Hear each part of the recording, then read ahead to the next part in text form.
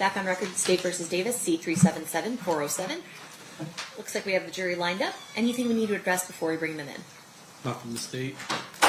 Mr. Sant? Yeah, we do have one request of the court. I understand that the state will be putting on a witness that actually has a medical appointment back in California tomorrow. Okay.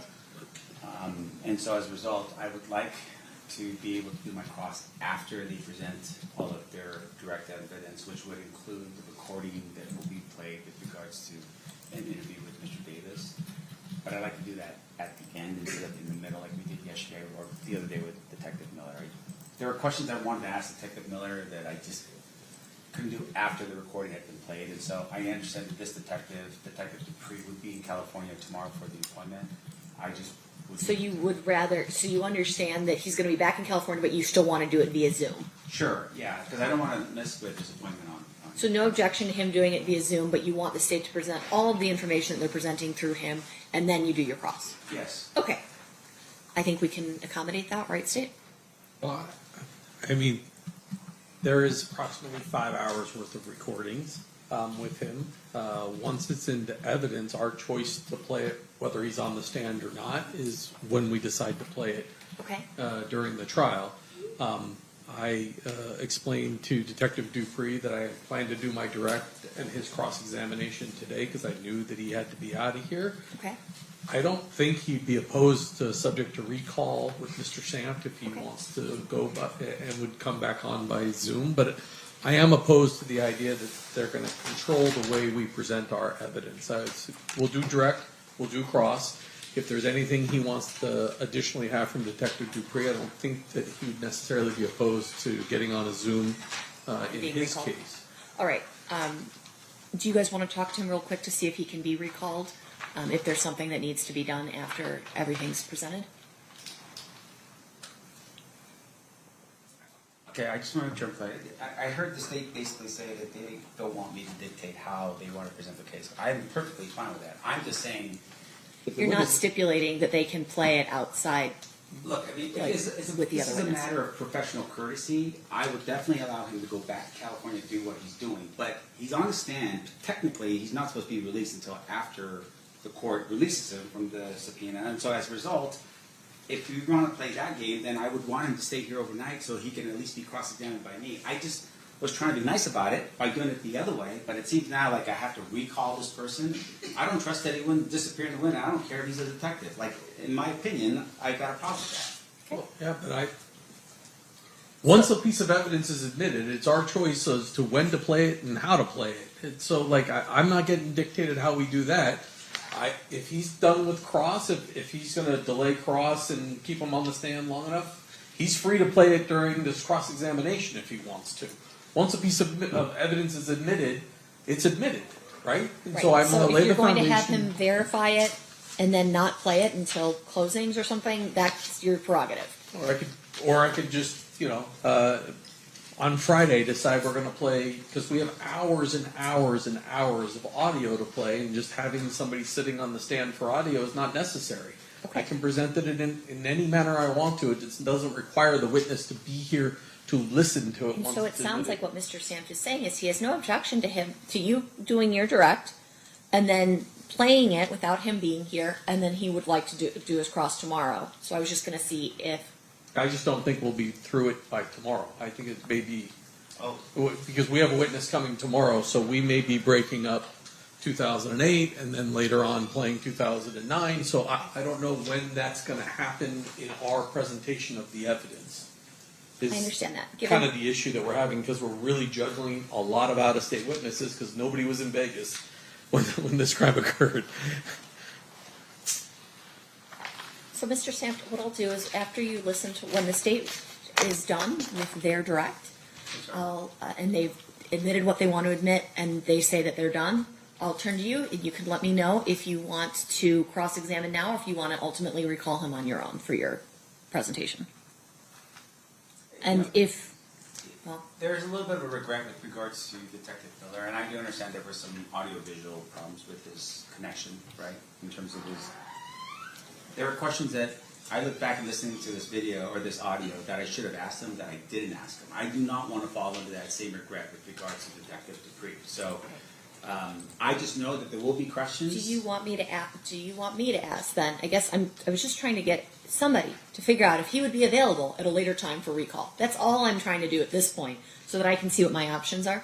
I'd be happy to go out and talk. I think he's in the back. So if you guys want to talk to him and see if he has a time afterwards, I understand your concern. I understand your point that we can just admit it and play it at closings. Essentially, we don't. Once something's admitted, you can play it whenever you want. That is true. You also may have questions that get formulated after the item is presented. So let's see if there's a possibility for him to be recalled at all at any point. I have no problem with doing that, but I don't know if he's available. Yes, ma'am. So go check with him, and then we can come up with a plan.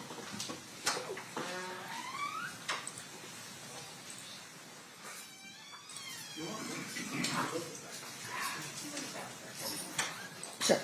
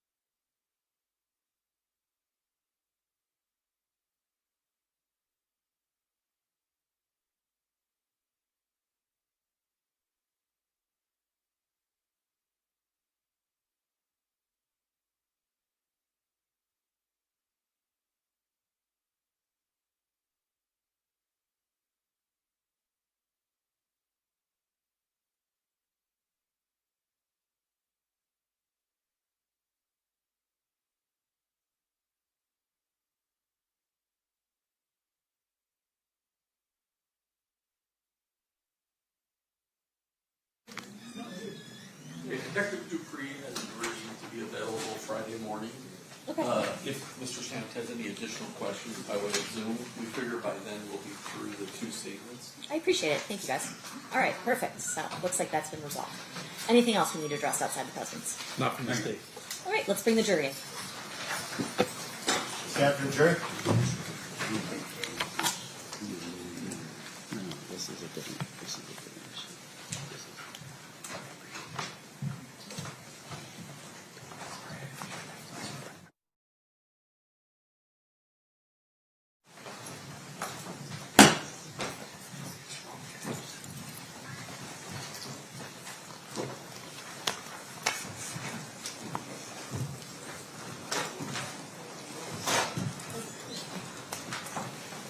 Do the parties stipulate to the presence of the jury? Yes, Your Honor. Yes, sir. Okay, you may be seated.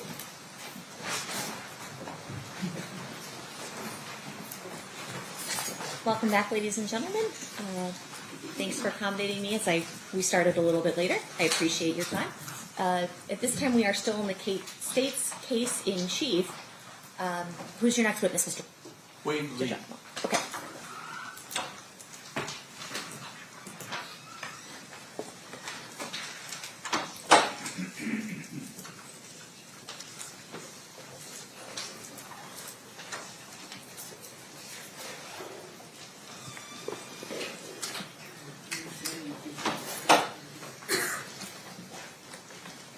solemnly swear the testimony you're about to give in this section shall be the truth, the whole truth, and nothing but the truth, so help you God? Yes, I do. You may be seated. May I please have you state and spell your first and last name for the record? My name is Wade Lee, W-A-D-E-L-E-E. Thank you, Mr. Lee, for being here. Mr. DiGiacomo, whenever you're ready, you may proceed. Thank you. Let me just give the clerk the next thing in order. I know we're kind of messed up, but next thing. Sir, back in the 90s, how were you employed? I was a special agent with the FBI. How long were you with the FBI? 25 years. And when did you start? May of 1996. May of 1996? Yes. Yeah, I've been retired that long, actually. 5 years. I want to direct your attention to the 1997, 1998 time period. What was your assignment? What were you doing for the FBI at that time? I was assigned to a squad that was working a State Streets Task Force. I was on basically the Violent Crimes Major Offenders program, working gangs in South Central LA. And you said Project Safe Street, and that's a federal task force that has multi-agency people on it? Yes, that's correct. The way it was generally organized, there were several squads in LA, the LA division of the FBI, that were assigned to different regions of the area, the territories. My squad was assigned to the Watts area of Los Angeles, South Central. And as part of your duties, did you have a partner by the name of Agent Holiday? Yeah, Todd Holiday, yes. Did there come a point in time when the two of you, along with other members of your squad, begin an investigation into a criminal street gang by the name of Grape Street? Yes. It Can you was, explain to the ladies and gentlemen of the jury what Grape Street is? Grape Street, the Grape Street Crips was a large gang organization that operated out of the Jordan Downs housing projects in Watts. It was basically believed to be the largest Crip set in all of America. And our squad was working the violent aspects and drug dealing and aspects of that organization. As part of your investigation into Grape Street, did you come across a person that you identified as Duane Davis? Yes. And do you see Mr. Davis here in court today? Yes, I do. Can you point him out and describe something he's wearing? It's the gentleman sitting in the at the defendant's table with the blue shirt and tie. And how is it that you came across Mr. Davis? During the course of our investigation with Grape Street, when you're looking at the organization, there was numerous techniques that we used for investigating, whether it was informants, wiretaps, surveillance, active interviews, and things of that nature. During the course of that interview, Mr. Davis kind of came under the umbrella under the course of our investigation of one of his associate family members by the individual of the name Rodney Blackman. And did Rodney have a nickname? Speedy. During the time period that you're doing this investigation, well, let me ask you this. As part of Project Safe Streets, as well as being assigned to the Watts area, were you aware of the various gang sets and their Yeah, I mean, while our squad was working that investigation on Grape Street, you always would have crossover in other areas. For example, in Watts, there were 3 main housing project areas. Each of them you had fairly prominent gang organizations, as well as gangs that came up from the Compton area and other parts of South Central Los Angeles. So there was usually crossover, whether it's from drug activity or other sort of gang violence, things like that. And you mentioned one of them, the Jordan Downs. Yes. What type of housing, what type of gang activity was going on in the Jordan Downs? So Grape Street Crips operated out of Jordan Downs housing projects, and it was they basically control that whole housing project as far as the drug trafficking, violent activity, and things of that nature. If somebody were hiding out from blood gang members hunting him, and he was a Crip, obviously, would it be safe for him to be inside the Jordan Downs? Yeah, from other rival gangs and things of that nature, yes, generally speaking. You mentioned that Mr. Davis had a cousin, I'm going to call Speedy. At some point, do you wind up learning information that allows you to arrest Mr. Davis for some criminal offenses? Yes, we were part of our investigation while we were up on Mr. Blackman. There was a period of time when Mr. Davis actually was staying with Blackman. It was actually after the Tupac Shakur murder. During the course of our investigation of the Grape Street Crips and of Blackman and things like that, we were able to obtain information and evidence to develop a case against Mr. Davis. And can you just describe the general allegations of the case? It was drug trafficking, 2 kilos. He was indicted and arrested for selling 2 kilos of cocaine. And the type of evidence you had against Mr. Davis, what was it? Most of it was telephone conversation intercepts from wiretaps, court authorized wiretaps. And based upon the charges, ultimately, do you indict Mr. Davis for some crimes related to drug trafficking? Yes, he was indicted, arrested, and then eventually pled guilty. The type of sentence Mr. Davis was facing when he was indicted, what kind of ranges are we talking for those kind of charges? I believe it was around somewhere in the nature of 10 years and initially, but it varies depending on individuals' prior criminal history, whether they were felony convictions, drug trafficking offenses, and things of that nature. It also varies depending on the type of drug that the individual might have been accused of trafficking.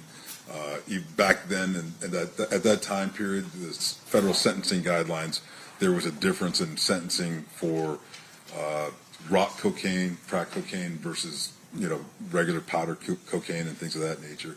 And he was indicted for trafficking 2 kilos of powder cocaine.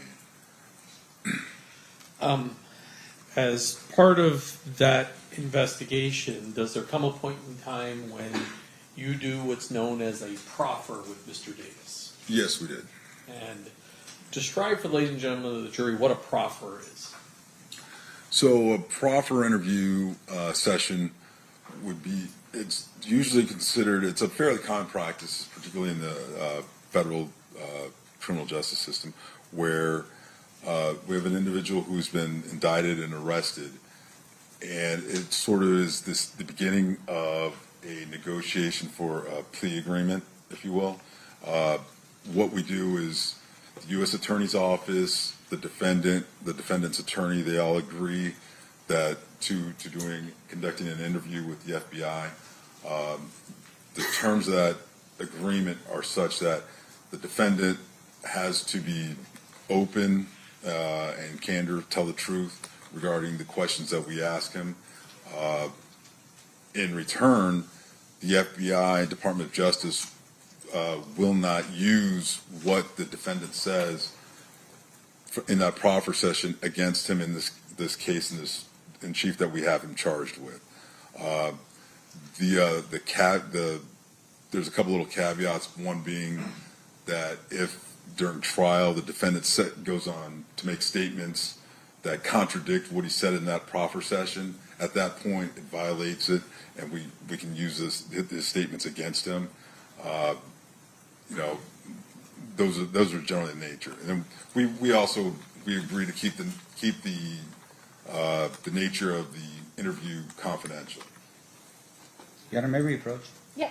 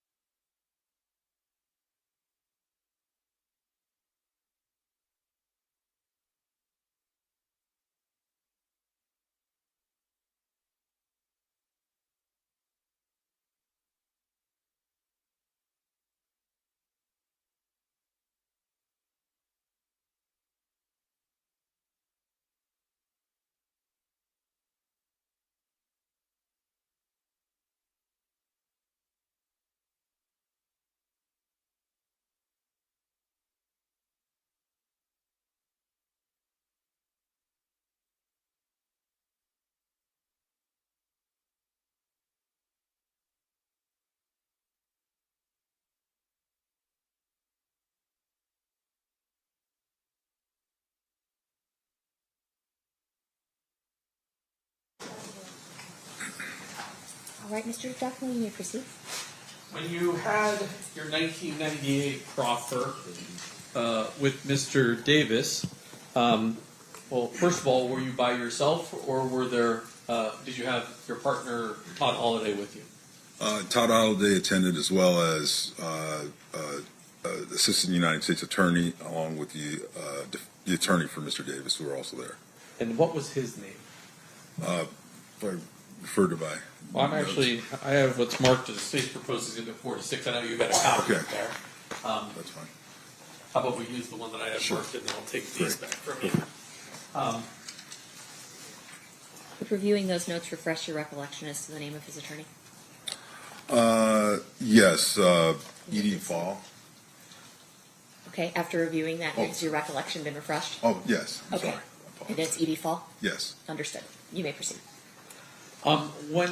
First of all, let me ask this. Up until you were contacted sometime this year, have you maintained the confidentiality of this conversation that you have with Mr. Davis? Yes. And as far as you're aware, your partner Todd Holliday also maintained the confidentiality of it. Yes, as far as I know. And before you hit the stand today, or sometime last week or the week before, or at some point, the United States or the U.S. Attorney's Office issued a letter authorizing you to testify to these two conversations you had with Mr. Davis. Yes, referring to the TUI letter, yes. And that's a requirement that state prosecutors have to get permission from the federal government to allow you as an agent or former agent to testify to actions you took in your official capacity as a federal law enforcement officer. Yes, regarding those two interviews, yes.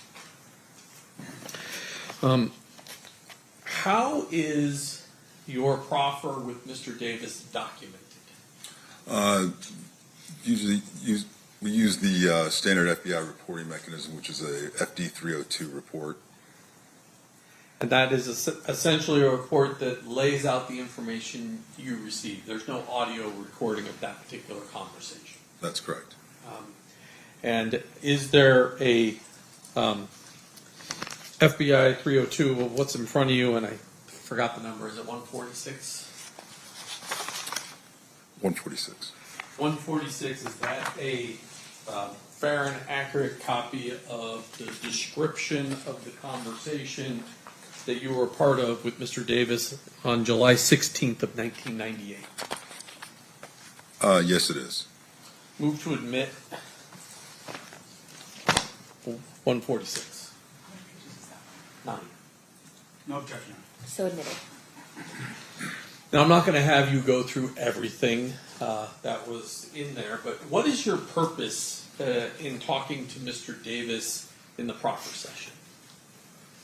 Well, the purpose is to glean as much information as we can regarding what he knew or knew at the time regarding gang, drug, violent activity going on within the Watts and Compton areas. Were you investigating directly, at least, the Tupac Shakur murder? Not directly, like it wasn't. We weren't assigned. We were working our normal gang activity investigations. However, it was known to us that he was a person of interest. Mr. Davis was a person of interest regarding that homicide. And so during this proffer session, you asked him questions about that as well. Yes, we did. I'm going to go through 146 in front of you, and actually I can roll it up here on the screen for you.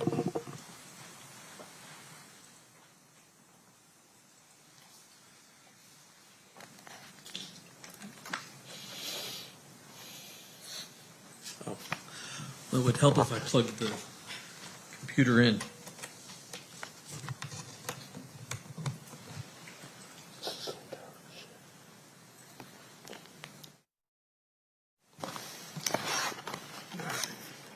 So that's what the front page of this 302 says. Is confidential and it has the date and a description of who the people that are present for this particular proffer are. That's correct. the very first part of the interview, and let's close that. There, you have a discussion with Mr. Davis about an individual called Zip. Tell us what he tells you about this individual Zip initially. Initially, that Zip was an individual from New York who was a pimp who controlled girls, numerous girls, sold marijuana. He did just mention that Zip was involved in PCP trafficking, and that Davis at one point arranged for an individual by the name of Patrick Bernard to give Zip some PCP.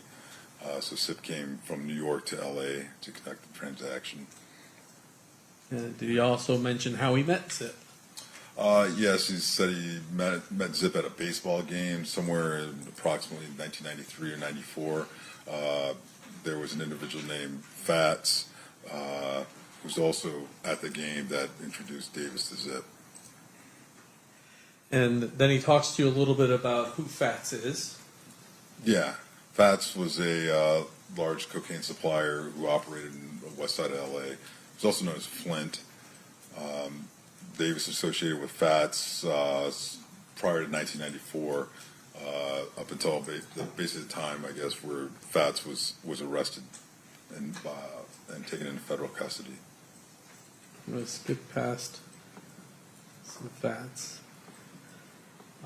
There's a part of this conversation, a person by the name of Wayne Day comes up. Do you know who Wayne Day is? Yes, Wayne Day was actually arrested by the squad that I worked on, the Safe Street Task Force. He was a large-scale drug dealer, drug trafficker in the Watts area, Compton, with Grape Street Crips. And does Davis describe his relationship as it relates to Mr. Day? Yes, there was.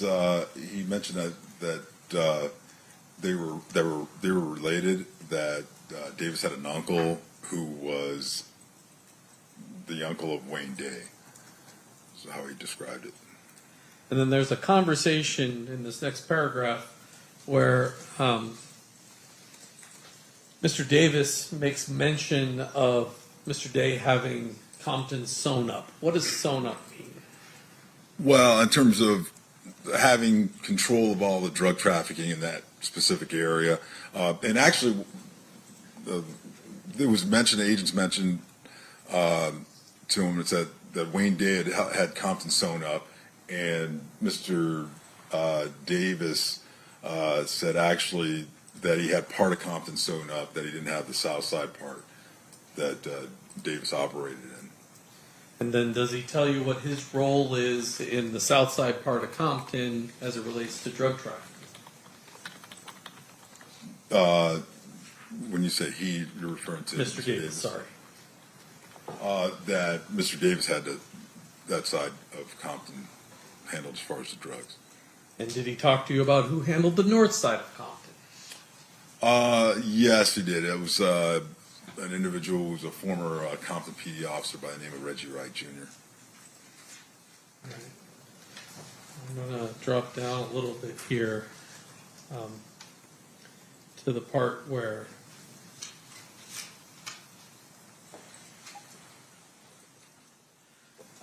he talks to you about both him and Mr. Blackman being major suppliers in the Jordan Downs housing project in Watts. That's correct. And then he begins to talk to you about the start of Death Row Records. Yeah. Again, that was all part of the, overall investigations that we were looking at as far as the gang activity and things of that nature. And he mentioned there was an individual by the name of Harry O that provided money to start the Death Row Records. Also, what's his name? I believe Patrick Johnson provided approximately $80,000. Actually told Davis to give $80,000 of that money that Davis owed to Johnson. from previous gain transactions to Johnson's girlfriend, so that money could be used to start death row records. And he also explains Marion Suge Knight's role and his connection to the Blood gang members. Yes, he did. He said that Marion Knight had gained control of the North Compton drug trade, and that he was associated with a bunch of the Blood Street gang members, like the Mob Pyrus and such. And they were, the Knight was getting them in and out of, getting them out of jail, bailing them out, and they would cooperate with Knight. And basically, when Knight goes to prison, he tells you Reggie Wright kind of takes over. Yeah, Reggie Wright Jr. took over the organization after Suge Knight was arrested.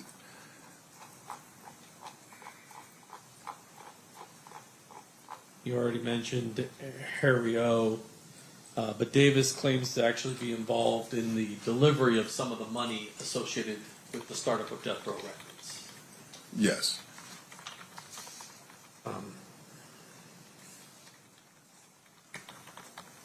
Jump down. I'm going to start. You see at the top there. You ask him about his prior relationship with Mr. Knight prior to the murder of Tupac Shakur. You see that paragraph there?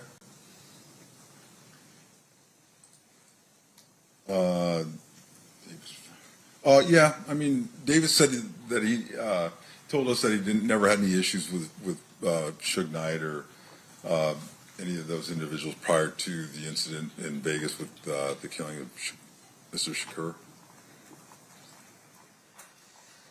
And Mr. Davis goes on, and I'm going to skip down just a little bit, but he basically accuses two Compton Police Department officers, Sergeant Reynolds and Lieutenant Reggie Wright Sr., the father of Reggie Wright Jr., as basically being corrupt officers. Yes. Yeah, that Reggie Wright Sr. was a lieutenant with Compton Police Department, and then Reggie Wright Jr. was a former officer with the police department. He had then started a company called Right Way Security, and then he was working with Suge Knight, doing security, although some claimed it wasn't on an official capacity, for Death Row Records, looking at their parties and such and things like that. And they would, Right Way Security, they would employ Compton PD officers and things of that nature to conduct their business for Mr. Knight. And he also mentions Omar Bradley. Who's Omar Bradley? Omar Bradley's former mayor of Compton, the city of Compton. He mentions Mr. Bradley saying that he was associated with Knight and the other Blood Pyro gang members. Skip through the part.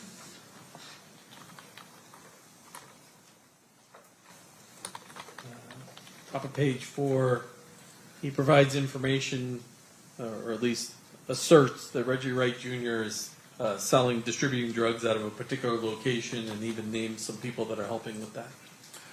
Yes, he stated that Reggie Wright Jr. Had a drug distribution location, an auto body shop called Untouchables, that was located at the corner of Alondra and Washington in the city of Compton. There was the shop was owned by an individual by the name of Melvin Hurd, and then Hurd, a guy by the name of G. Ray and Jim, helped distribute cocaine from the shop. He also mentions some people that work for Reggie Wright Jr. and assisting in the cocaine distribution.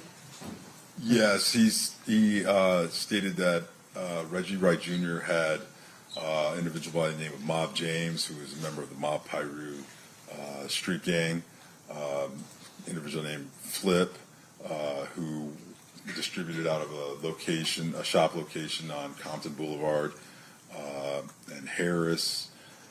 There was an individual known as Buntry.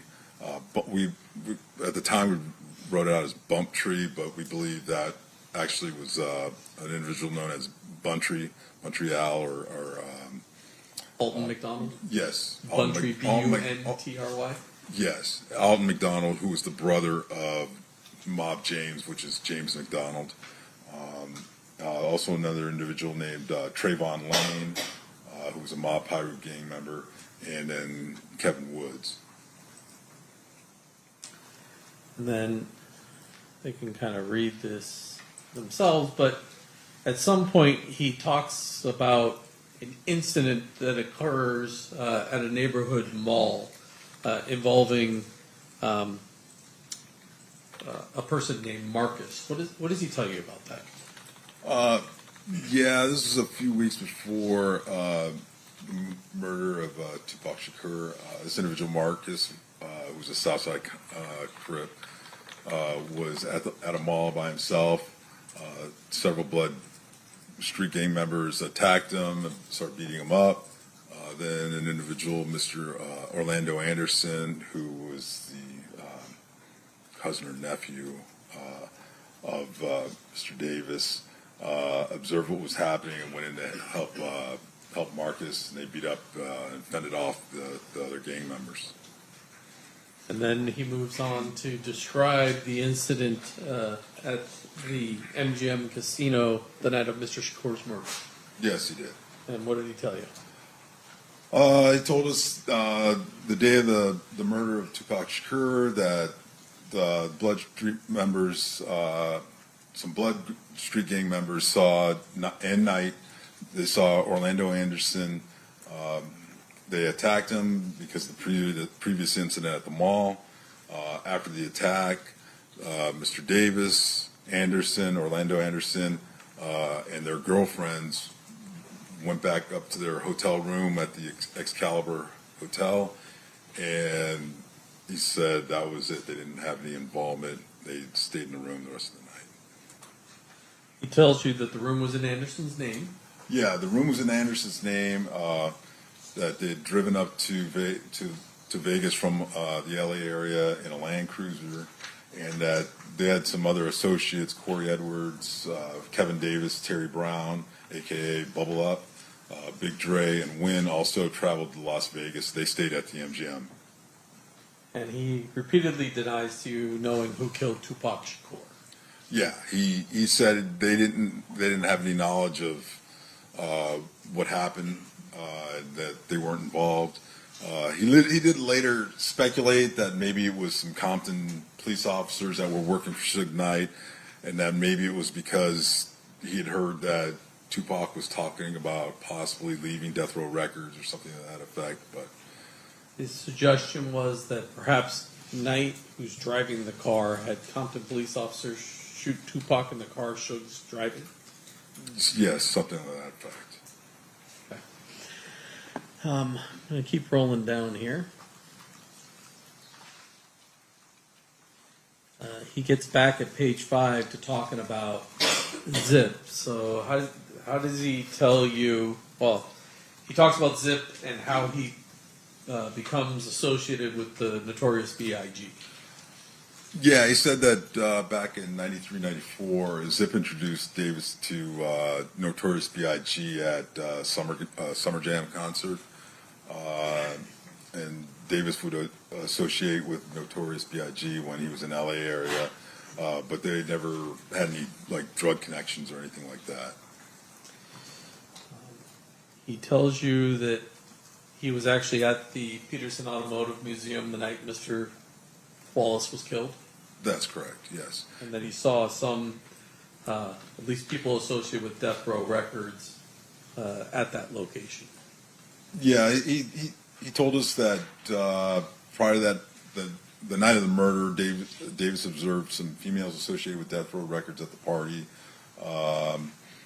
He said, well, like Jewel, a singer, Lachelle, a comedian for Death Row, and Davis believes that they saw Mr. Wallace at the event, and then called Blood gang members to come.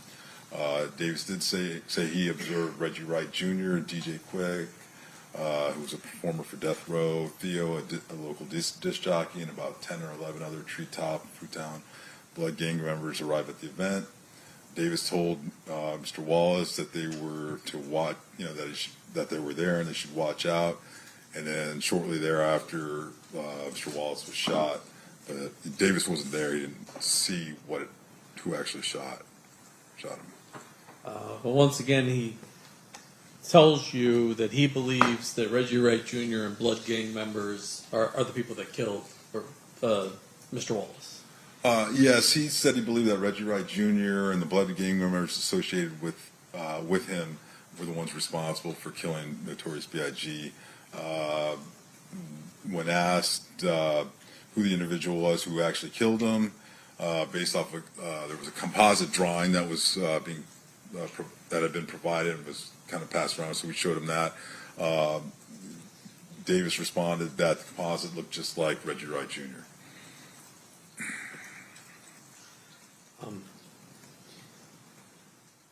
Do you remember the day that you arrested Mr. Davis on the indictment? Yes. What day was that? I believe it was May 28th, 1998. Was it the day before the Orlando Anderson's killed in his own shootout Yes. in California? Yes. And Mr. Davis talks to you a little bit about that without going into the specifics, but he talks to you a little bit about how Mr. Anderson wound up dying. Yes, he did.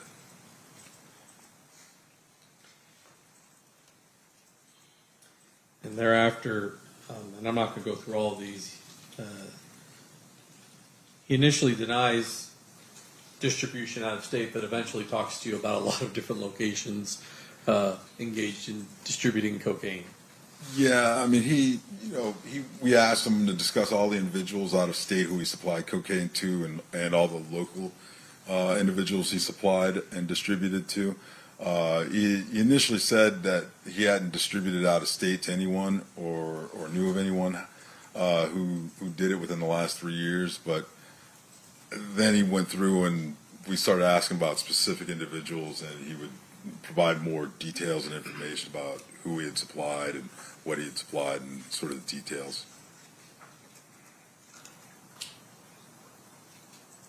One of the people he talks about is Primo. Yes. Primo was an individual that he bought cocaine from, like his supplier of kilos of cocaine, anywhere from 11,500 to 12,500 a kilogram. Primo fronted Davis one point up like 200 kilos of cocaine at a time, and then Davis would go out and sell it and then pay Primo back. He also mentions Corey Edwards getting drugs from Mr. Davis and being out in Ohio and distributing cocaine in Ohio. Yes, Davis said that at that time, back when we were interviewing him in '98, up until about 3 years prior, that he was supplying Corey Edwards, who was selling cocaine all over Ohio. But I guess Edwards got into, he said at one point Edwards got into some trouble with his Cleveland drug contact, and that Edwards started coming out to acquire cocaine directly from Davis. That was an individual named Bubs who resided in Cleveland. Eventually, he describes how Primo goes back to Colombia and he gets a new supplier by the name of Samuel Lopez. Primo, I guess, departed the U.S., so we had to start selling cocaine in smaller quantities, and he came across a supplier by the name of Samuel Lopez, whose brother was actually in federal custody. Then Davis had heard that Samuel Lopez went back to Mexico after the FBI attempted to arrest him. And I guess there was a younger brother or another Lopez, George Lopez, used to answer the phone for Samuel Lopez at the time.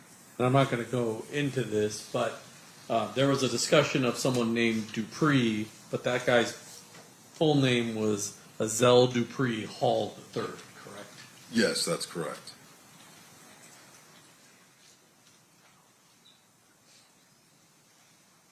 He talks specifically about the phone calls that you were playing for him, that you had captured him on the wire. That's correct.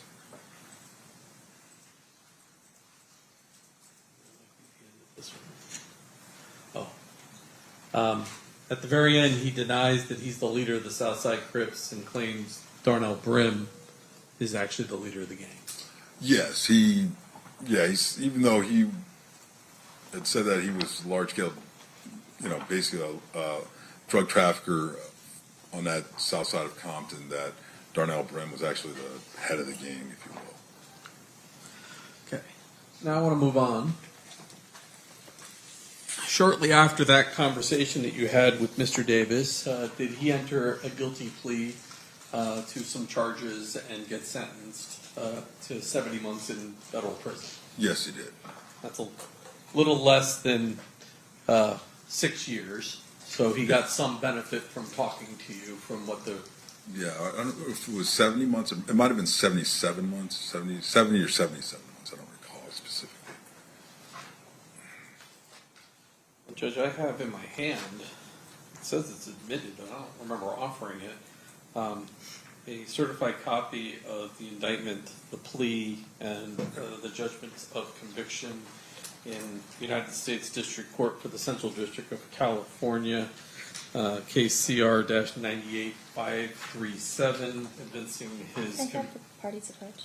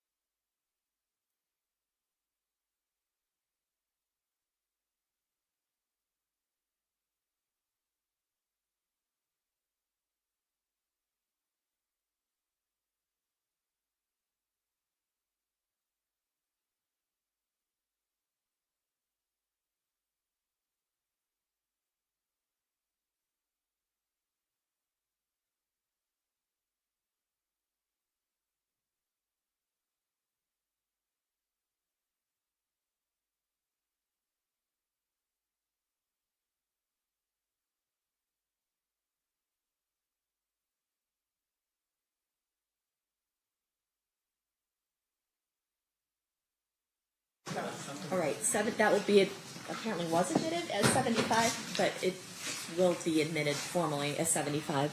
Additionally, ladies and gentlemen, you have heard and will continue to hear testimony regarding drug trafficking, conspiracy, gang affiliation, as well as a federal conviction of Mr. Davis's. These are not offered to show that Mr. Davis has a propensity to commit crimes. Instead, they are offered to establish credibility of the statements made by defendant in relation to this case, as well as motive and identity. Mr. DiGiacomo, you may proceed. Thank you, Judge. Now, after Mr. Davis goes to federal prison, Hang on one second. They're not offered to show propensity to commit crime, and you are not to consider them for any propensity that Mr. Davis has any propensity to commit crime. You may proceed, Mr. DiGiacomo. Sorry, I phrased that wrong. subsequent to Mr. Davis going to prison, do you and your partner, Todd Holliday, go to federal prison and have just a voluntary conversation with Mr. Davis? Yes, we did. We went to Is that situation different than the proffer situation? It is in that it's a strictly voluntary interview. His attorney, the U.S. Attorney's Office, were notified of us contacting him because he's in custody. But the terms of the proffer, it's not the same as the proffer agreement. It's just a normal, regular interview. But once again, you do promise him confidentiality during that conversation. Yes, we did. And up until the U.S. Attorney authorized you, you maintain that confidentiality. That's correct. I'm showing you what's been marked as State's Proposed Exhibit number 149. Is that the 302 that describes that particular conversation? Yes, it is. Move to Exhibit 149. Any objection? No objection, Your Honor. So admit. And I'm going to put that one up on the screen. Can you tell me the date that occurred? The interview. Let's see here. April 15th, 1999. Okay. And the report's generated on April 20th of 1999. That's correct. Okay. You begin the conversation with him talking about Mr. Anderson and his death. Is that fair? Yes, that's correct. And then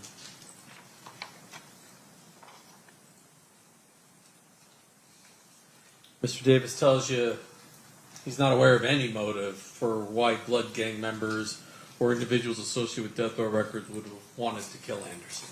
That's correct.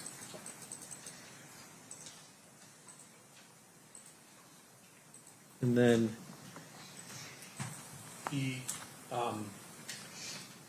repeats that he had nothing to do with either Tupac Shakur or Christopher Wallace's murder. Yes, he actually, he said that himself and Mr. Orlando Anderson were not involved in the shooting death of Tupac Shakur, and as well as anybody else that he was associated with, and with Tupac or Mr. Christopher Wallace, Notorious B.I.G. Does he speculate again as to who would have been involved in these two murders? He said, he told us he didn't know who killed the two rap stars, but that he believed individuals from New York associated with Puffy Combs or individuals associated with Death Row Records could have killed Shakur, and that individuals associated with Death Row Records killed Mr. Wallace. And then he talks a little bit of the gang war that occurs shortly after the murder of Tupac Shakur. Yes. Basically, he said that there was a conflict between Davis and Mr. Marion Knight that resulted, as a result of the shootings, that the conflict, there was basically a war going on between Southside Compton Crips and Compton Blood Pirate gang members, stemming from the mall altercation with Marcus Nunn and Orlando Anderson, other members of Southside Compton Crips, along with the Compton Blood gang members. And he claims the reason that people believe that Orlando Anderson is the killer is that he asserts the Compton police is telling people that. That's correct. He made comments that he believed that Compton PD members were putting out rumors that Orlando Anderson and them were involved. Do you confront him about Mr. Anderson, the attack, and him being upset about that particular attack? Well, I mean, we asked them about that, about the whole escalation of incidents because of the gang activity, the incident at the mall, then at the MGM Grand, then obviously the shooting of Tupac and things of that nature. Mr. Davis said that Davis and Anderson were upset after the casino attack on Anderson, but they weren't going to strike back with so many police officers around that they would have struck back once they returned to Compton. So he indicates to you that he's angry enough to do it. It's just he planned on doing it back in Compton, which instead of in Las Vegas. Yeah, if they were, apparently it was because of police presence in the area, something of that nature. I'm not going to go through all the rest of this. The jury can read sort of the rest of this. Let me just check the very bottom.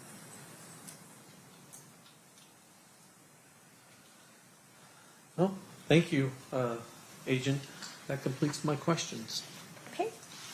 Mr. Sant, cross-examination. Thank you, Honor.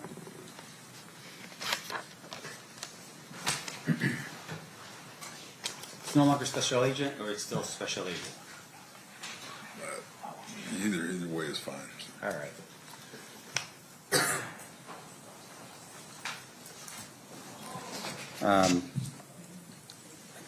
We'll stick with Special Agent Lee. Okay. All right. Now, sir, fair to say, working for the FBI would have been something of an honor, I would imagine, working for Yes, an organization like that. Yes. Fair to say, of course, that working for the FBI, I would imagine that other people would consider that to be the creme de la creme of investigation throughout our entire country. Yeah, some people would consider that, yes. You put on seminars for law enforcement agencies throughout the country to help them with their investigative efforts, to help them become better police officers and detectives, fair? You're talking about me specifically? No. or- Well, you as the FBI. Oh, okay. Yes, yes. And with regard to that, have you ever gone to Compton Police Department to learn how they do their investigative techniques, make yourself or your agency a better agency, or yourself as a better special agent? I'm sorry, could you repeat? Have you ever gone to Compton Police Department to see how they do their investigations to become a better agent yourself? No, I did not. All right. And once again, with regards to what you do as the FBI, you're very specific in your task, right? Your task is whenever there's a violation of federal law, for instance, you're the agency that would be tasked. I'm sorry. That's right. Yeah. With regards to federal law, if there's a violation of federal law, you're the agency that typically would be tasked with the investigation, right? Correct. Now, we talk a little bit about the 302s in this case. And the 302, just for the jury's edification, when you say it's a sort of a means, it's really just a piece of paper and a pen, right? It's a report. Right. And so you are writing out what your impressions or recollection was of a specific event or time, right? Correct. So if you're sitting in a room and we're having a conversation, you would note in your report who's in the room and what your impressions were of what was said and who said what, right? Correct. Now, of course, juries here would be curious. You know, we have recorders now, back in 1996, 1998 in this case. Recorders were available to the FBI, but of course that's not how you do your job.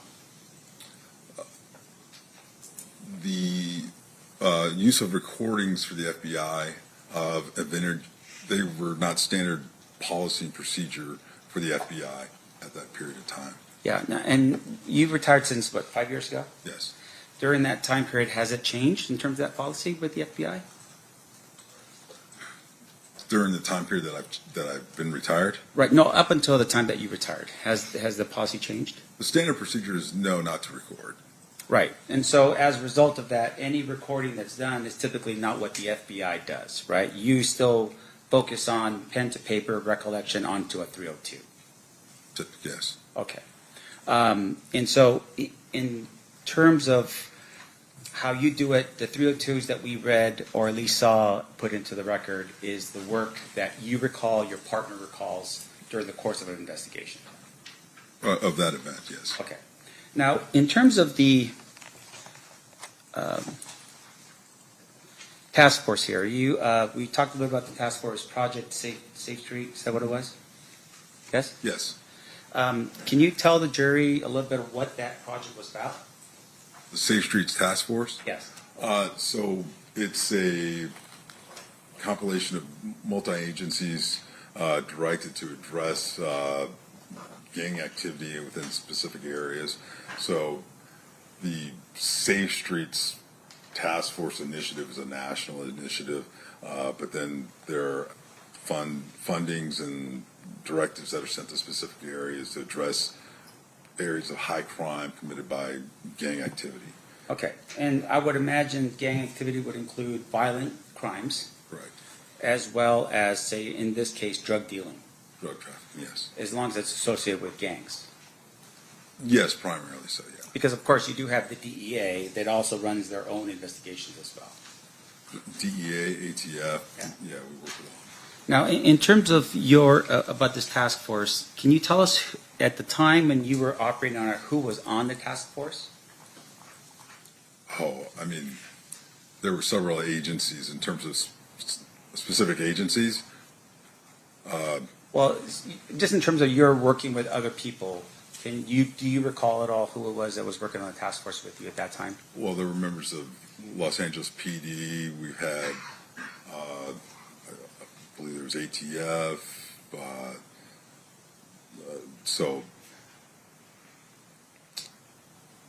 So there was multiple aspects of the task force. So different squads had different elements working depending on what cities they were in. So we would have Inglewood PD, Compton PD, LA County Sheriffs, LAPD, DEA, ATF. I believe we even had postal inspectors that might be involved. There was just a myriad of different agencies. Sure. Can you tell us who from the Compton Police Department was part of your task force?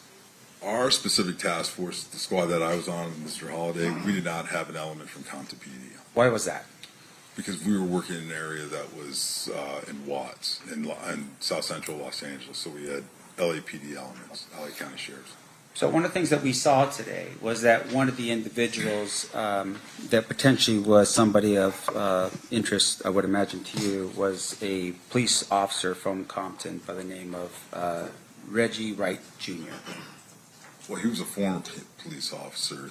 There was Reggie Wright Sr., who was his father. Okay, so your work in Inglewood and this other area, I would assume that that information with regards to Reggie Wright Jr. would have been sent to whoever it is that was working that particular area of LA? Or of Compton. There was a different squad that was working Compton. Yes. Can you tell us who that squad was? What do you? Who was in that squad? The agents, or Yeah. To be honest, I don't. Well, I mean, some of the agents I recall. Do you know who that you can recall that was there?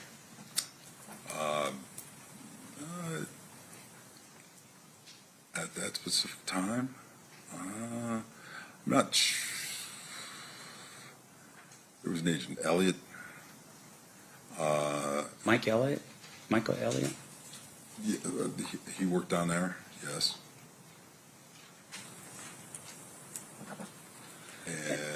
And I don't want to strain you a little bit here. Yeah, I mean, it's yeah. So and the reason, For clarification, because over that time period, agents will change squads and things of that nature. Like I left the gang task force in 2003, and squads would move and change objectives. So who was working at that specific time? There may have been somebody at one period and then it changed or whatever over the course of time. and would it be fair to say, of course, it's something like this, if you really need this information, you would refer to a 302, to refresh your recollection if you had Yes. it. Okay. Now, in addition to that, though, in terms of your role here, there was a proffer session that was conducted with my client, with Mr. Davis. Yes. And that proffer was set for July 16, 1998. That's the exhibit, I don't know, I think it's that one right there. That's correct. Up in the top right-hand corner, do you see the date? That was the date of the report. Right, so it'd be dated It was July actually 16th. July 14th. It was the Oh, date. July. Okay, so even though the date says 16th on this, it would be the 14th? Yes, well, so there's a little bit like, yeah, the date of the 16th is the date of the report. Down at the bottom where it says 7/14/98, that's the date of the actual activity. Okay. And you're meeting with Mr. Davis, and specifically, you're meeting with him in terms of under the task force, which was gangs and whatever they're doing that's crime related to gangs. Is that what we were doing at this point under the Safe Street task force? Okay. And so when you meet with Mr. Davis, there was an understanding at that particular point that, hey, whatever you're going to tell us, we're not going to prosecute you for. Is that what was happening on that date? Under the proffer agreement, yes. Okay. And that proffer agreement, of course, does require the approval of the United States Attorney's Office that would be responsible for that area, right? Yes. And in this case, that person would have been Assistant United States Attorney Michael Terrell. Correct. Was he present for that meeting? Yes, he was. Okay, so it's you, your partner, another FBI agent, as well as Special Agent Michael Terrell. Assistant United States Attorney Mike. I'm sorry, Assistant United States Attorney Michael Terrell. And in that meeting, there was an understanding between Mr. Davis and his attorney that whatever was going to be said was not going to be used against them. Unless he came out and testified and said something that was contradictory to what he said in the proffer agreement, yes. Sure. Now, once again, we're talking about the federal government here, right? So was there an actual proffer that was signed by the parties indicating the understanding that you're telling us right now in terms of what was the terms of the agreement?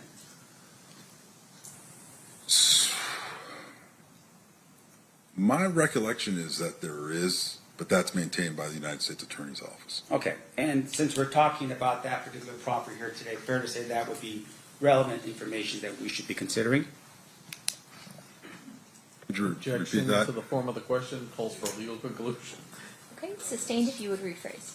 So I want to make sure I'm clear here. We are talking about a proffer. You're telling us that there is an actual writing, a contract of some sort between yourself and Mr. Davis with regards to that proffer. Do you have a copy of it here today? That's not between myself and Mr. Davis. It was between Mr. Davis and the United States Attorney's Office. Okay. And once again, do you have a copy of that here today? No, I do not. Now, in terms of your understanding of this agreement, Mr. Davis gives an agreement, and in the agreement, I'm assuming, the idea behind it is that he has to give you truthful information, right? Correct. And if there's no truthful information, then he's exposing himself to a potential crime in which he's now freely admitted to it, right? I'm not sure I understand the question you're asking. Here, I don't want to break it down for myself because maybe I don't understand. So a proffer agreement promises the person that you're interviewing that we're not going to prosecute you for what you're telling us. Right. If the person's lying and you catch them lying, then technically the proffer doesn't count anymore because they violated their terms of the agreement. Is that how that goes? If they lied during the agreement? During the Or proffer. during the proffer session. Right. So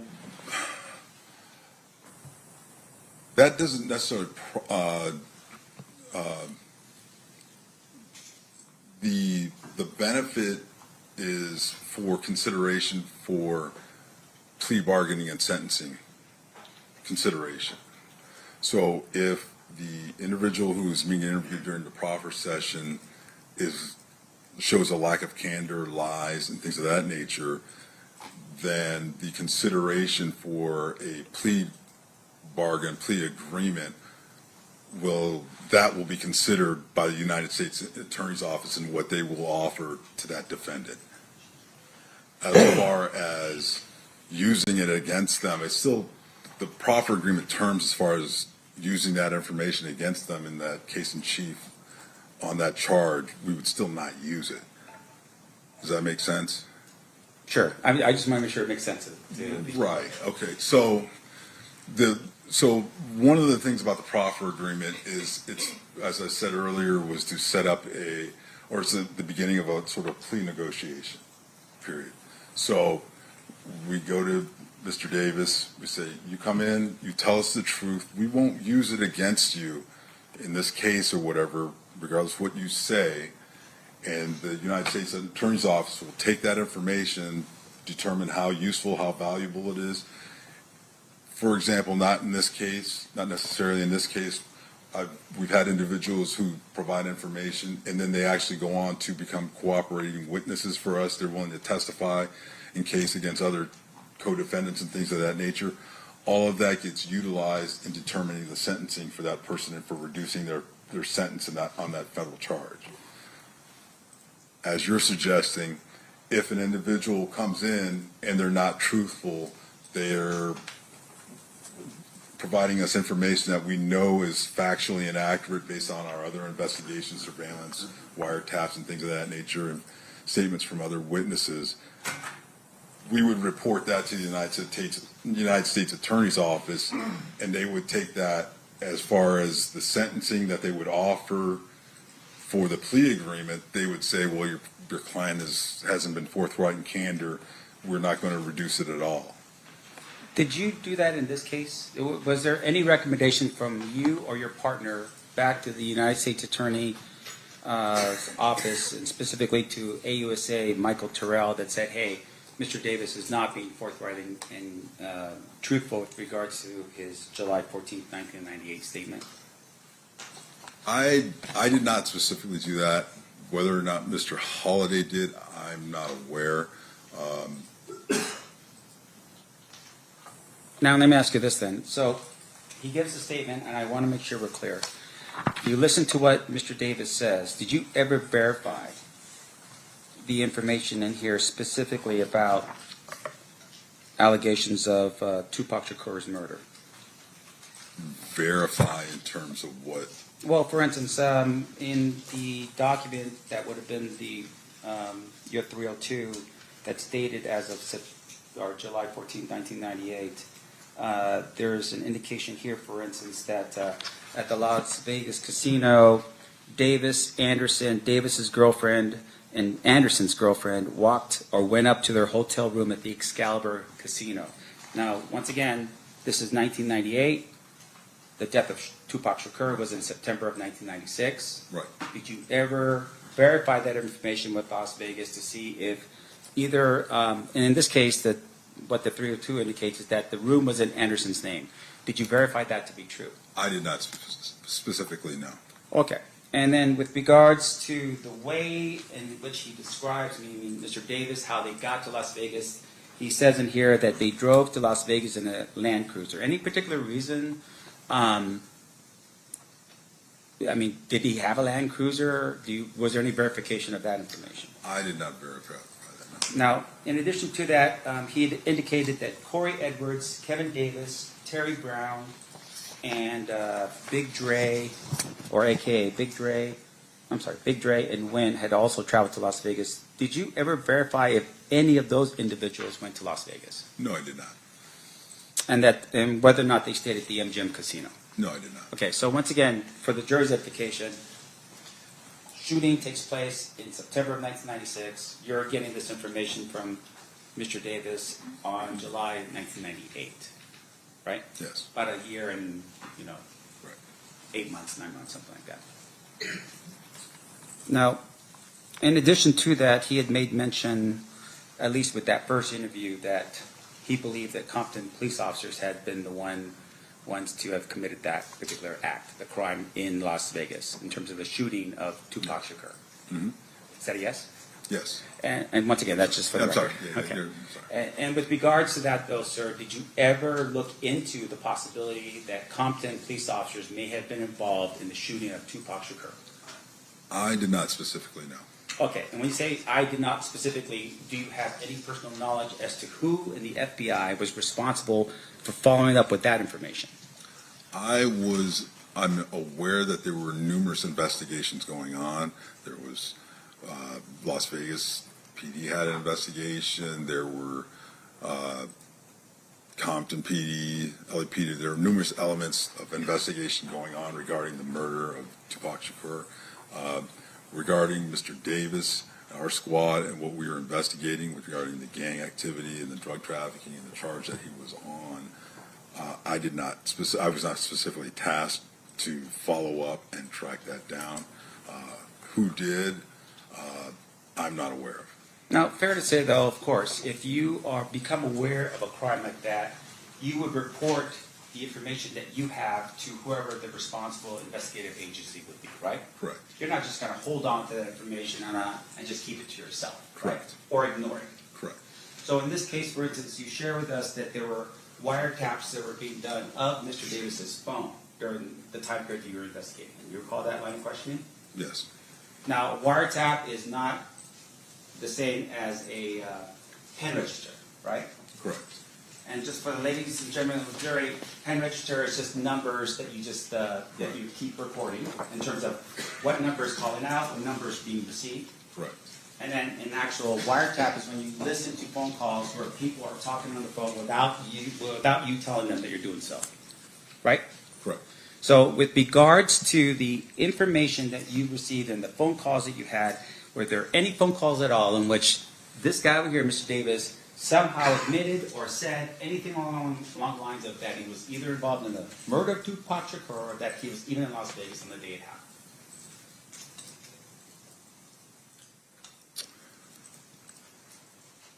So the first part of the question, no, that would be no, there was nothing.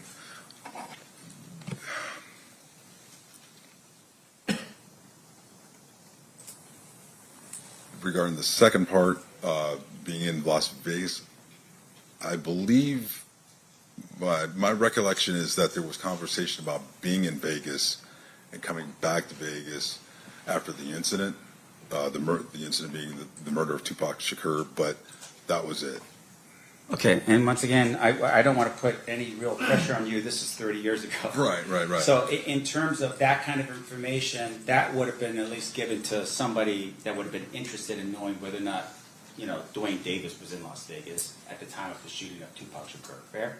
Yes. And as far as you can recall, without looking at any notes to refresh your recollection here, that was never done.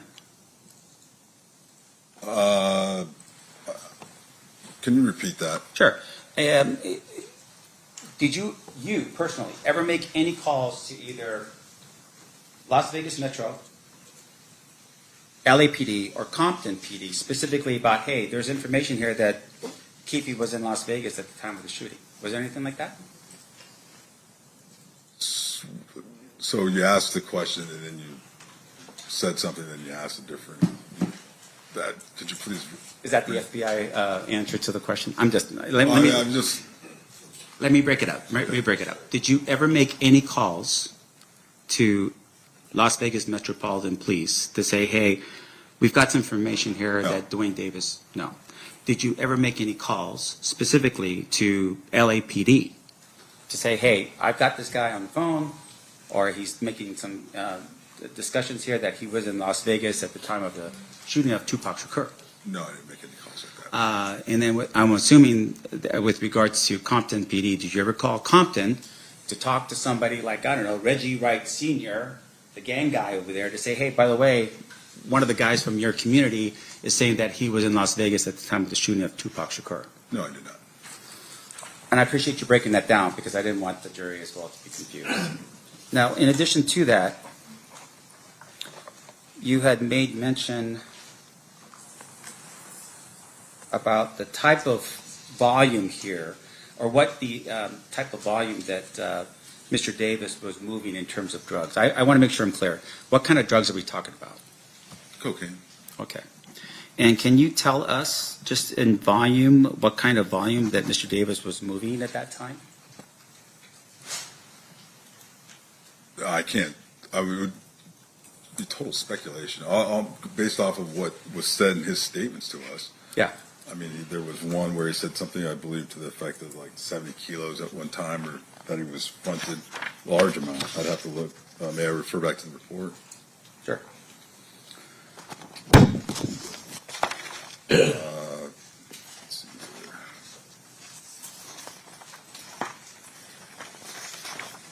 I know there's one for 60 kilos. I'm just want to make sure the jury understands. Oh, I'm sorry. Primo Fine Davis, 200 kilos at one time. Okay. So fairly large scale. Did you ever prove? Was that ever proven to be true? that he received that quantity of cocaine at that time? Yeah, sure. I mean, confidential informants show up on scene, undercover police officers are there. No, sir. Anything like that. No. So it's literally what he's just telling you, right? In your 302 for this Yes. particular time. But no verification of whether or not that was true or not. Regarding that specific transaction, no. Sure. Or let me make sure I'm clear here. That specific transaction of 200 kilos is what we're talking about. Yes. Okay. Did you ever see or have any understanding of whether he was moving 300 kilos of cocaine every month as a drug dealer? Did you ever get any information indicating that he was moving 300 kilograms of cocaine every month? I did not have that kind of specific information, no.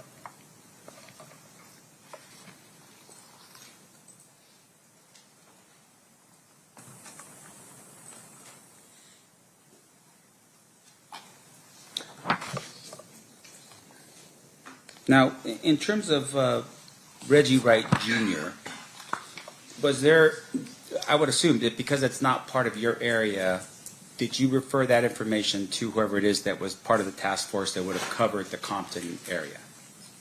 That would be most likely, yes. Okay. And in terms of the Compton Police Department, fair to say that at some point they actually disbanded or were, they were shut down? Yes, that's accurate. And that would have been at what year, I roughly? don't remember specifically. It was somewhere in the late 90s, I believe, or early 2000 period. Okay. And why did they get disbanded? I don't know these specifics. I know there was numerous allegations of corruption and such and things like that in the department, organizational, structural deficiencies. Okay. Your Honor, may I have a brief moment? Yeah.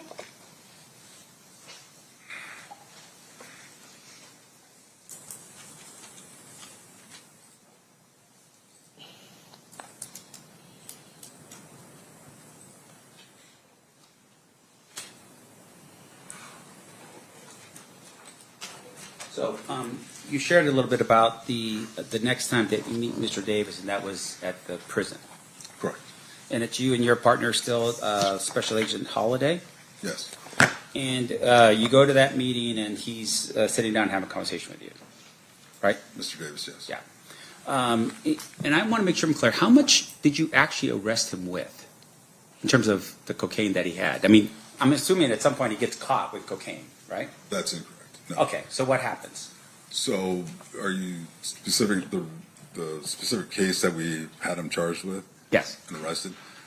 Actually, no, he was not caught with any actual cocaine. We intercepted conversations between him and another individual where they discussed a transaction before, the price, quantity, and then there were discussions after the delivery, and then there was even discussion.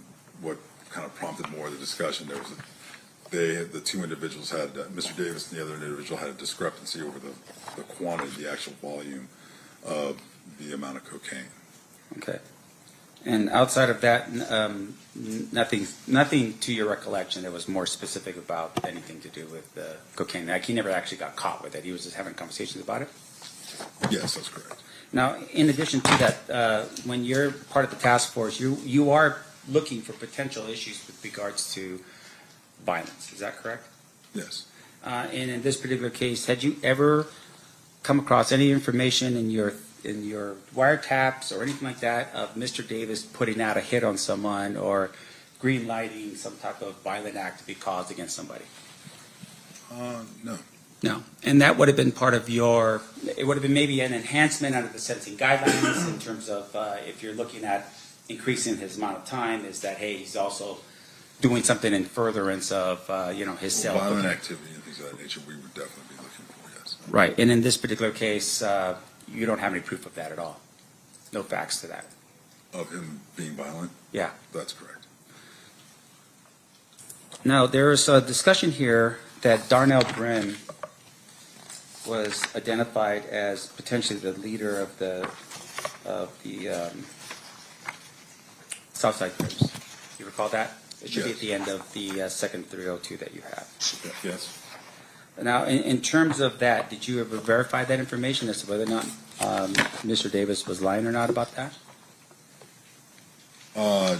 No, I did not personally verify that. And so as of this particular moment, as you're sitting here right now, do you have any facts at all that establishes that Mr. Davis was a shot caller or the leader of the Southside Crips? Could you repeat that the way you phrased Meaning, it? do you have any facts? Do you have something that says he said out on the phone, you know, I don't know what they do. They attended a meeting. I mean, you know, it's like. No, so I mean, with these gang organizations, there's not like membership cards and things of that nature. It's not like you know, they've got a organized org chart of who is the president, vice president, and this and that nature for the most part. A lot of times it is just word on the street, who runs this area, who's in charge, and it was the way we assessed that Mr. Davis was one of the leaders of the Southside Compton Crips was the totality of information we'd received from numerous informants, witness statements, and things of that nature, wiretaps and things like that. I'm sorry to interrupt. Go ahead. You done? Yeah. Yeah, and I would imagine that because Mr. Davis was a drug dealer, that, you know, the money that he was bringing in was probably the reason why he was, you know, considered to be a leader in the Southside Crips. Because of the money that he was bringing in? Well, I mean, the drugs, right? I mean, that's Well, the really volume value. of drugs. Yeah, I mean, the leader, the guys who are moving the most weight, the high volume drug sales are going to be generally speaking, the leaders. Right. They're the ones that the other guys are going to go to get their quantities and things like that for sales. Sure. And in this particular case, that's the presumption, right? Is because Mr. Davis was a drug dealer, he would be considered with some status within the Southside Crips. Well, I wouldn't call it a presumption. Again, it's a totality of statements from other individuals and the information that we got. I mean, it wasn't the fact that he was a drug dealer that all of a sudden alerted us and said he must be a high-level Southside Compton Crip. It was a totality of information from our investigation. Sure. Now, the word presumption, what does that mean, by the way? Presumption that you presume, you're making an assumption. But it's a little bit better than that, right? Is it, yeah, there are some facts that support whatever it is that you are throwing out there as the... That can be the case, yes. Now, in this particular regard, you talk a little bit about the Lakewood incident, right? It's in your report, I think, and I want to make sure on your 302, this would be... And, sir, if you run across it before I do, this would be page 4 of your 302, the date 7/14/98. Do you see where I'm at? It would be maybe the third, the 1, 2, 3, 4th paragraph down.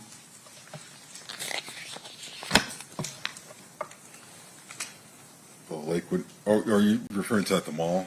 Yes, sir. Okay, I'm sorry, yeah. That's right. Okay. In terms of your presumption, the idea of the presumption, you're telling us that there is some facts that help you to have that presumption, right? Some facts.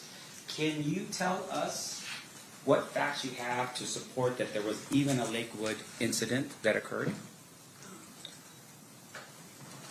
I'm sorry, you're asking what facts? Sure.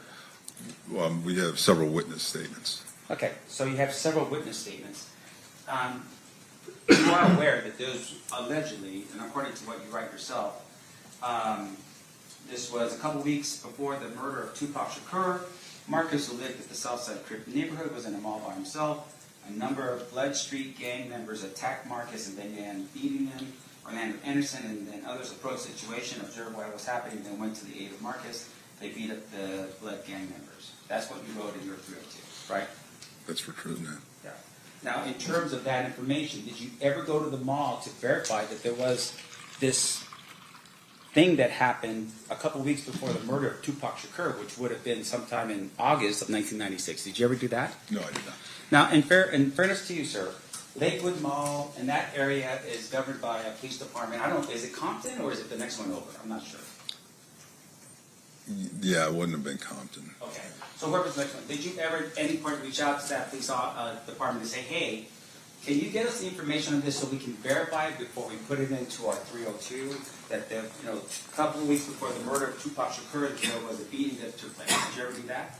Okay, so your statement regarding doing it before we put in that was information that was provided to us by Mr. Davis. So at that time, we're just recording what Mr. Davis is telling us. Sure. So this is a follow-up investigation on that. Sure, but the state has now introduced this document in as an exhibit for the jury to consider. You're telling us that you can't verify the information in it?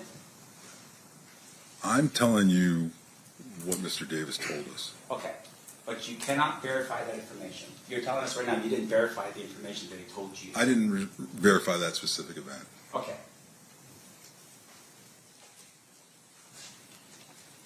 Do you know if your partner did? I'm not sure.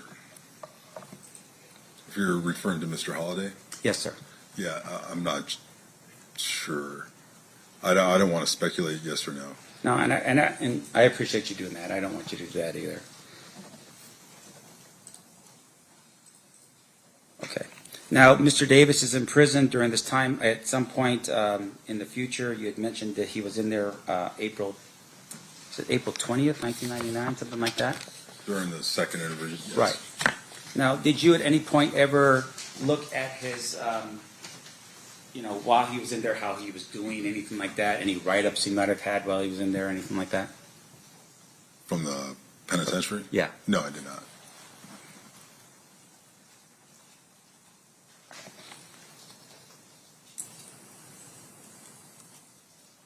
And then finally, just one final thing here.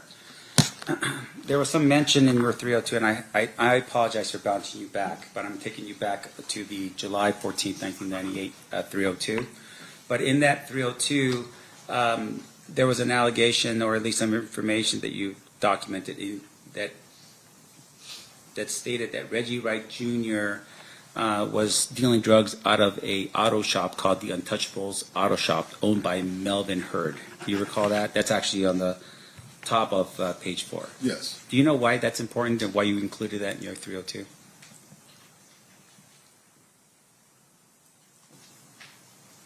Well, activity regarding Reggie Wright Jr., Reggie Wright Sr., these individuals incompetent and things like that would have been important. They would have been documented.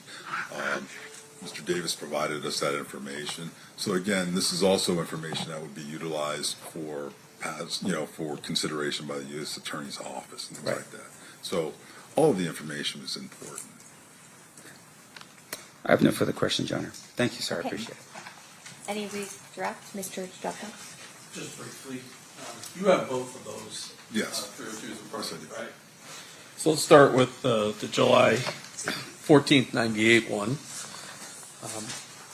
It specifically says in the first paragraph, also, it was understood that the information provided by Davis during the interview would not be used by the FBI in a way which would disclose to individuals outside the FBI that the information came from Davis. Correct. So other FBI personnel may have learned about this, but certainly you wouldn't be calling Las Vegas Metropolitan Police Department and telling them, hey, guess what Duane Davis just told me? That's correct. Yeah, there's a confidentiality portion of the proffer agreement that this is it's offered in a way to elicit information, and saying, hey, what you tell us here is not going to be told to anybody, and we won't divulge that you're the one providing this information and things of that nature. And you're there talking to him, in your case is about a drug case. It's not about Tupac Shakur. That just happens to be a subject that comes up in the conversation. That's correct. It's not your responsibility. Well, let me ask you this. Tupac Shakur is killed in the state of Nevada, the county of Clark. Who prosecutes murder cases usually for street-level shootings in Clark County? That would be like Las Vegas Metro PD, the DA's office here in Las Vegas. The state of Nevada. It's not a That's federal correct. crime to commit a murder in Las Vegas in most situations. That's correct. And so you're just gathering this information, and you did what you promised, which was keep it confidential until such time as you were authorized by the U.S. Attorney Right. to talk about it. The only other thing I want to ask you about is, Mr. Samft, there is a difference between proffer and immunity. Is that correct? That is correct. What Mr. Davis was telling you, you wouldn't use against him, correct? Correct. There wasn't any sort of immunity for any crimes that he disclosed. You just couldn't use the statements that he made to you to prosecute him for those particular crimes. That's correct. And that it was an agreement between the United States Attorney's Office and Mr. Davis. That's correct.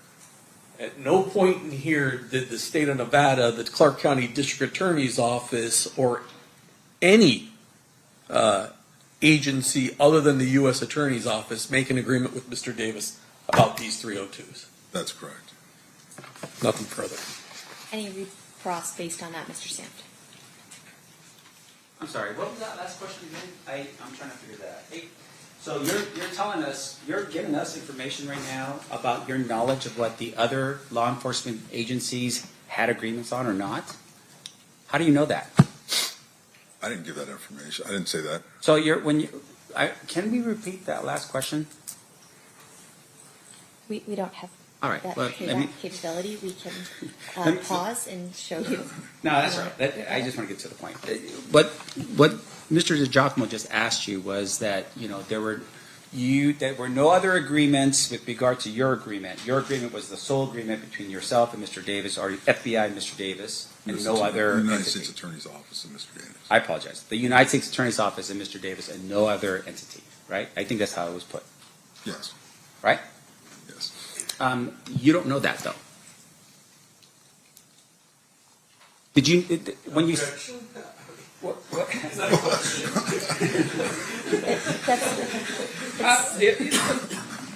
Sustained stricken. You can ask a question. You are not aware of any agreements between with other agencies because you just don't know. You are just here on behalf of the federal government and the FBI, right? With regard to the interview that myself and Todd Holliday conducted with Mr. Davis on July 14th, 1998, the agreement was between the United States Attorney's Office with the FBI there and Mr. Davis. Nobody else was party to that. Even though this was a joint task force, this was part of it? No, it was a joint task force. It was the United States Attorney's Office, the FBI, and Mr. Davis. Okay. And with regards to that task force, even though other government agencies were potentially involved in the task force, they weren't involved with regards to this agreement, the proffer. I mean, they weren't part of the proffer, is what you're saying, even though it's part of a task force. Correct. Okay. No further questions. Thank you. Anything further, Mr. DiGiacomo? No. Ladies and gentlemen of the jury, any questions for this witness? We do have some. Right.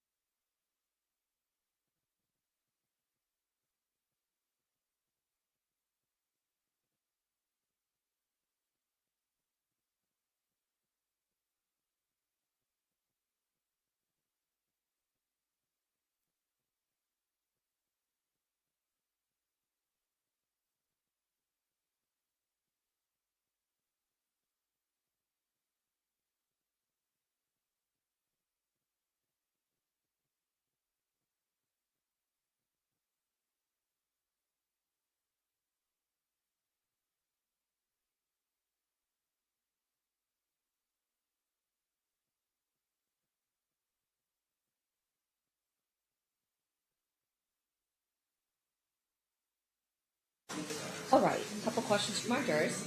If the proffer information was never followed up on, what was the motivation behind the interview in jail or prison?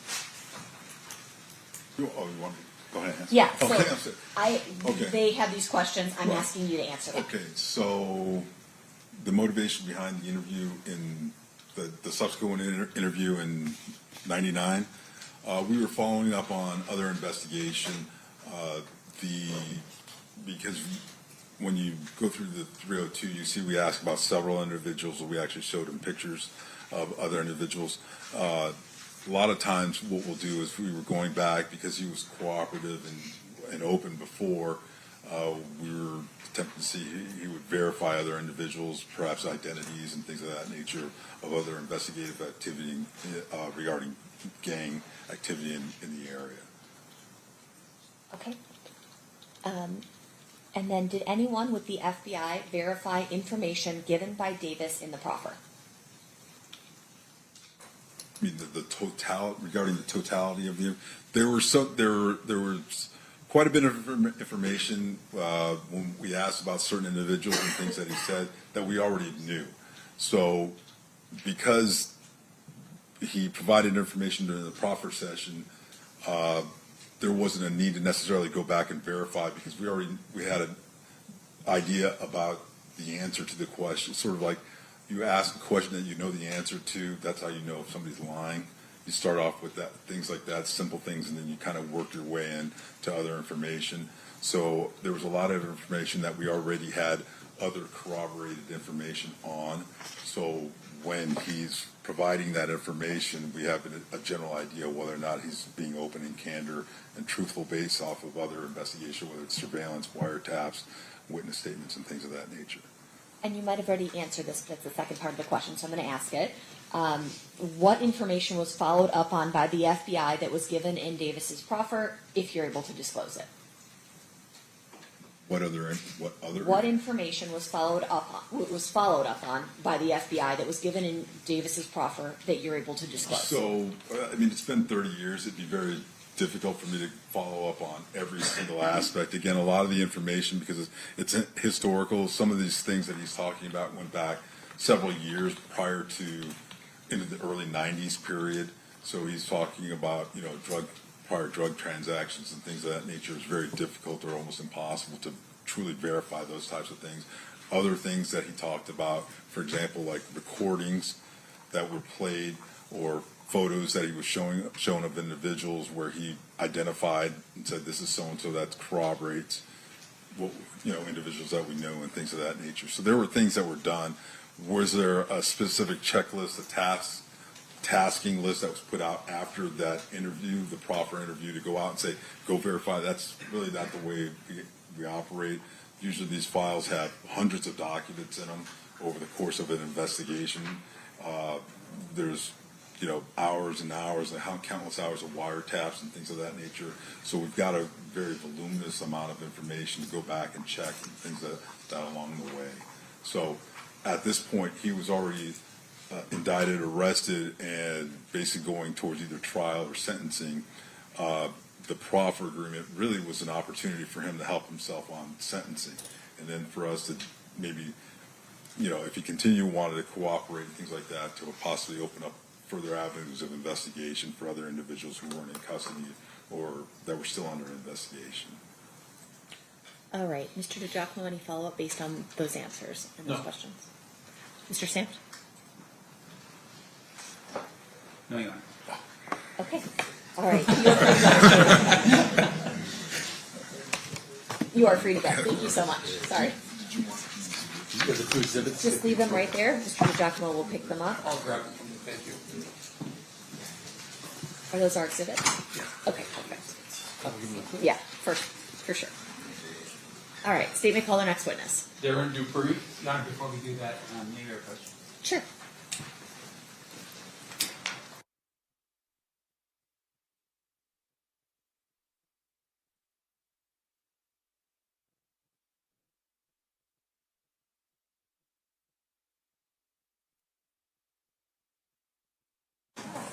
All right, at this time we are going to take a restroom break for 15 minutes. During this recess, you are admonished not to talk or converse amongst yourselves with anyone else on any subject connected to the trial, or read, watch, or listen to any report or commentary on the trial of any person connected to this case by any medium of information, including without limitation, newspaper, television, internet, and radio, or form or express any opinion on any subject connected to the trial until the case is submitted to you. We'll have you guys back here at 3:15. Please rise for the jury.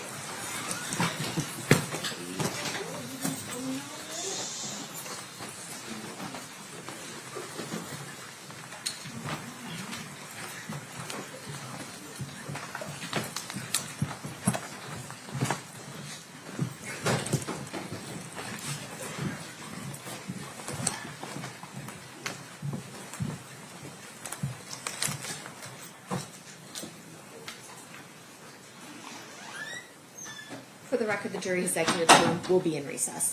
Thank you.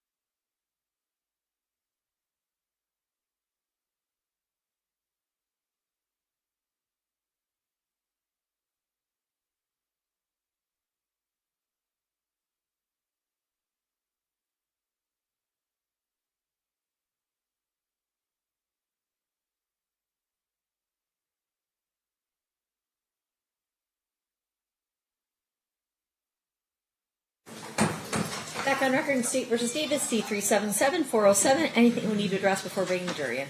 No, Your Honor. Okay, bring them in. Stand for the jury.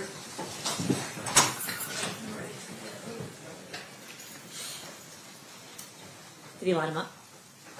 We're waiting for them. Okay.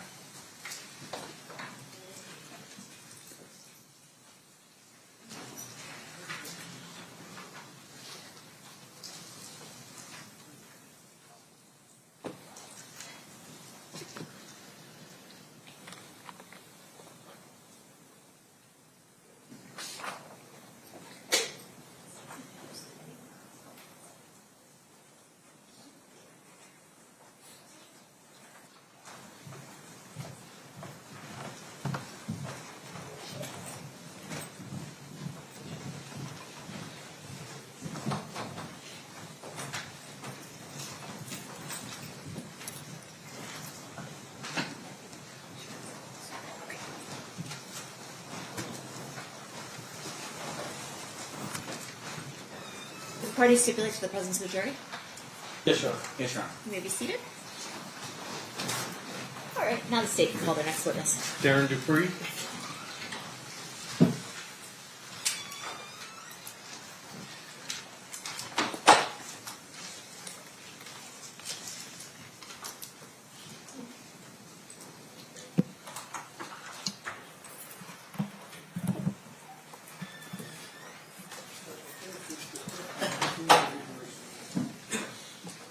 Good afternoon. You solemnly swear or affirm the testimony you're about to give in this action shall be the truth, the whole truth, and nothing but the truth, so help you God? I do. Thank you, sir. You may be seated. And if you please state your full name and then spell it for the record. Darren, D-A-R-Y-N, Dupree, D-U-P-R-E-E. Thank you, sir. Whenever you're ready, state, you may proceed. Thank you. Sir, how did you used to be employed? I was a detective for the Los Angeles Police Department, How long were you with the LAPD? 33 and a half years, And when did you start? in 1990. And through the majority of your career, what kind of crimes did you focus on? Homicides, gang homicides. I direct your attention to approximately 2006. Were you asked to be part of a task force related to the Christopher Wallace murder? Yes, I was. And can you describe that task force for us? Robbery homicide, homicide specials, Los Angeles Sheriff's Department, FBI, ATF, and DEA were all a part of the task force. And was there a precipitating event that caused the 2006 task force to be formed? Yeah, Christopher Wallace's mother filed a lawsuit against the Los Angeles Police Department And what was the allegation in the lawsuit? that there was police officer involvement in his death. LA police officer involvement? Yes. And what was the purpose of the 2006 task force? To uncover, first of all, if there was any police officer involvement, and also to hopefully solve the Biggie Smalls murder case. Now, by 2008, this is 11 years after the homicide. I assume that there was records that the LAPD would have gathered initially in the investigation in the ensuing 11 years that you had access to. Yes. Did you guys, or did the task force formulate a plan as to how you were going to go about investigating the Christopher Wallace murder? Yeah. There was rumors that this was a war between Southside Compton Crips and Mob Piru, Puffy Combs label, Bad Boy, and Death Row Records. So we started there, and that consisted of coming to Vegas, getting all their files, getting up to speed on the Tupac murder. Although we weren't investigating it, we just wanted to get up to speed on it. And then starting there, everybody was a suspect at that time in the Biggie Smalls murder. At the time you come to Vegas and learn what information the Las Vegas Metropolitan Police Department has, who is the detective that you're having the contact with from Metro? Detective Dan Long. At some point, you go back, you begin investigating. Did you have any suspects that you identified and wanted to potentially look at? From the initial investigation, Southside Compton Crip possibly had something to do with the murder because they weren't paid for the Tupac murder, and then also Death Row Records, that they were involved because of the retaliation for the Tupac murder. So, like I said, everybody was a suspect at that time. During the course of the investigation, did you at some point focus on a person identified as Duane Davis? Yes. Do you see Mr. Davis here in court today? Yes. You point him out, describe something he's wearing. He's at the defense table with a blue shirt and a multicolored tie. May the record reflect the identification of the defendant. Is he wearing a jacket or no jacket? No jacket. No jacket. So reflected. How is it that, how is it that you target Mr. Davis? The vehicle used in the Christopher Wallace murder was a Impala. Mr. Davis had an Impala, and they had impounded it early on in the investigation. So we started with him. And did you have information related to what his position was in the Southside Crips? I mean, we knew that Mr. Davis was the man with all the money in their hood, in their neighborhood. Now, you said that you, what was your role in the task force? I was the lowest level, bottom of the food chain detective. I was a gang expert, and I knew a little bit about the rap industry. So that was That's how you got brought in? yes. The Southside Crips, did they have kind of two crews associated with them? As far as I know, yes. And one of those crews, the Burr Street crew, who was that sort of generally headed by? It was Keffe D amongst others. The Glencoe crew, who was sort of the leader of that group? From what we gathered, Darnell Green. How is it that you're going to go about investigating Mr. Davis for the Biggie Smalls murder? What's your plan? I had never worked with the DEA, FBI. I was a homicide investigator coming in. So above my pay grade, they tried to figure out a way to get leverage on Mr. Davis through narcotic sales. We would bring him in after we caught him with narcotics and see if he would work with us and give us information on the Biggie Smalls case. And were you able to gather enough information to potentially arrest and charge him with narcotics? Yes. And how much narcotics are we talking about here? From what I remember, it was PCP, a gallon, and a kilo of cocaine, if I'm not mistaken. And with Mr. Davis's past criminal history as well as that amount or weight of drugs, what kind of sentence was he looking at for that type of drugs? As I said, I wasn't familiar with the Fed system. From what I was told, though, that was a life sentence with the amount of drugs that were confiscated. So once you've gathered all this evidence, do you do anything to indicate to Mr. Davis that you've got your leverage? We met with him, And who's we? me and Detective Greg Cady. And where did that meeting take place? If I recall, it was at Mr. Davis's residence, maybe in Rancho Cucamonga or Corona. I forget the location. And we sat in his garage and we advised him of what we had. And we get an attorney and we'll meet with you a couple days later in L.A. at the Fed building and we'll discuss it more. Now, was there a suggestion to Mr. Davis that he shouldn't use a lawyer by the name of Edie Fall? I don't know anything about that. Does there come a point in time when you wind up at a meeting with Mr. Davis and his lawyer? Yes. And that first meeting, what are you there to talk to Mr. Davis about? to show him the evidence that we had against him, the video surveillance that we had. We did a lot of surveillance on him to show him everything we had and what he was looking, to receive in as a case against him. And so do you eventually wind up in a meeting with his lawyer in either the lawyer's office or a police station to talk to him about that? I think that first meeting was at the AUSA's office in downtown Los Angeles with him and his attorney and about 4 or 5 people from the task force. And was there your understanding as to what the circumstances of what you could and couldn't use against Mr. Davis about what he's talking to you about? Yes, and again, I'm just in the room. I never even been in the AUSA's office at that time, so I'm just observing what's going on. Did anyone use the term "this is a proffer"? Yes, And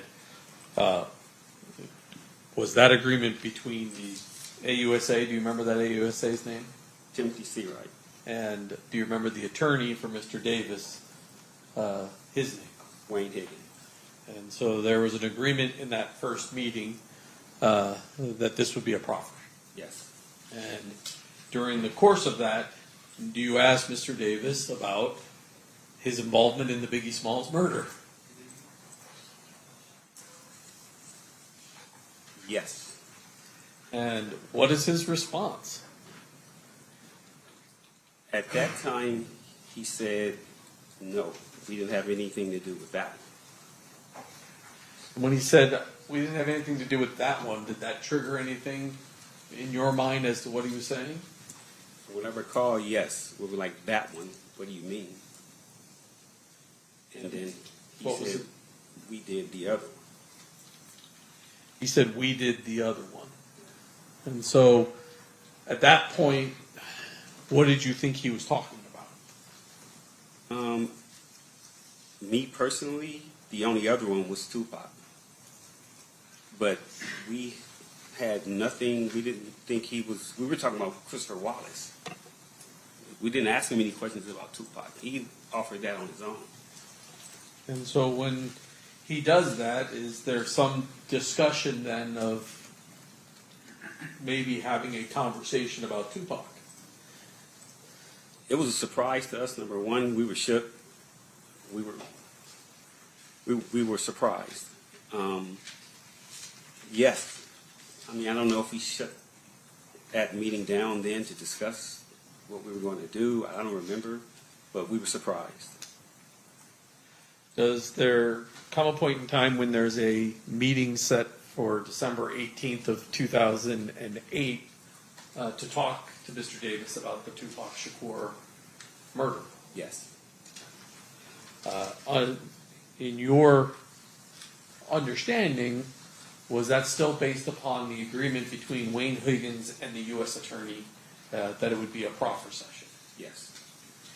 At that point, before having this conversation with Mr. Davis, has anybody notified Las Vegas that Mr. Davis is going to be talking about the Tupac Shakur murder?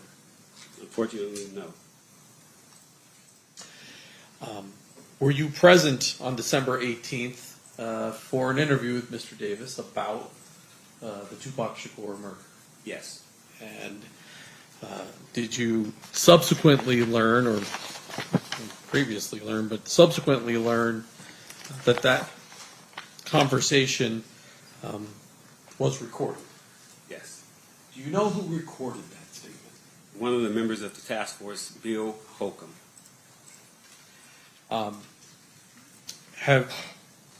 Did there come a point in time where you heard that recording? Yes. And Judge, I have marked as State Proposed Exhibit 117, which is the actual recording, and 110, which is the transcript of that recording, and I'll form it this time. Any objection? I think this briefing currently still lacking foundation with regards to that. The answer, the question that was asked was like, do you recognize the recording? Okay, do you want to play I can play part of Maybe that the recording first for Detective. a couple Booth. seconds and see if he recognizes it? Yeah, there's some Authenticate? walking in time, so we'll just have to pull it When forward. people a little bit. actually talk. Yeah.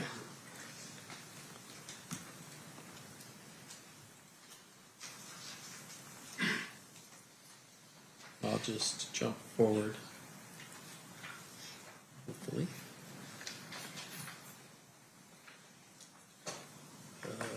My volume off? People or his associates, that's not a concern to us. Yeah. If you hadn't told Mike, we wouldn't have talked to him. We wouldn't want to talk to him. Okay, another. Does that sound like the conversation that was happening on December 18th, 2008 with Mr. Davis? Yes. And who was present at this besides yourself that you recall? The lead detective, Detective Greg Kading, he was mostly in charge. Bill Holcomb and me. That's all I can remember. Was Wayne Higgins present as well? Wayne Higgins was there, and I'm sorry, so was Mr. Davis, of course. And do you recall where this conversation took place?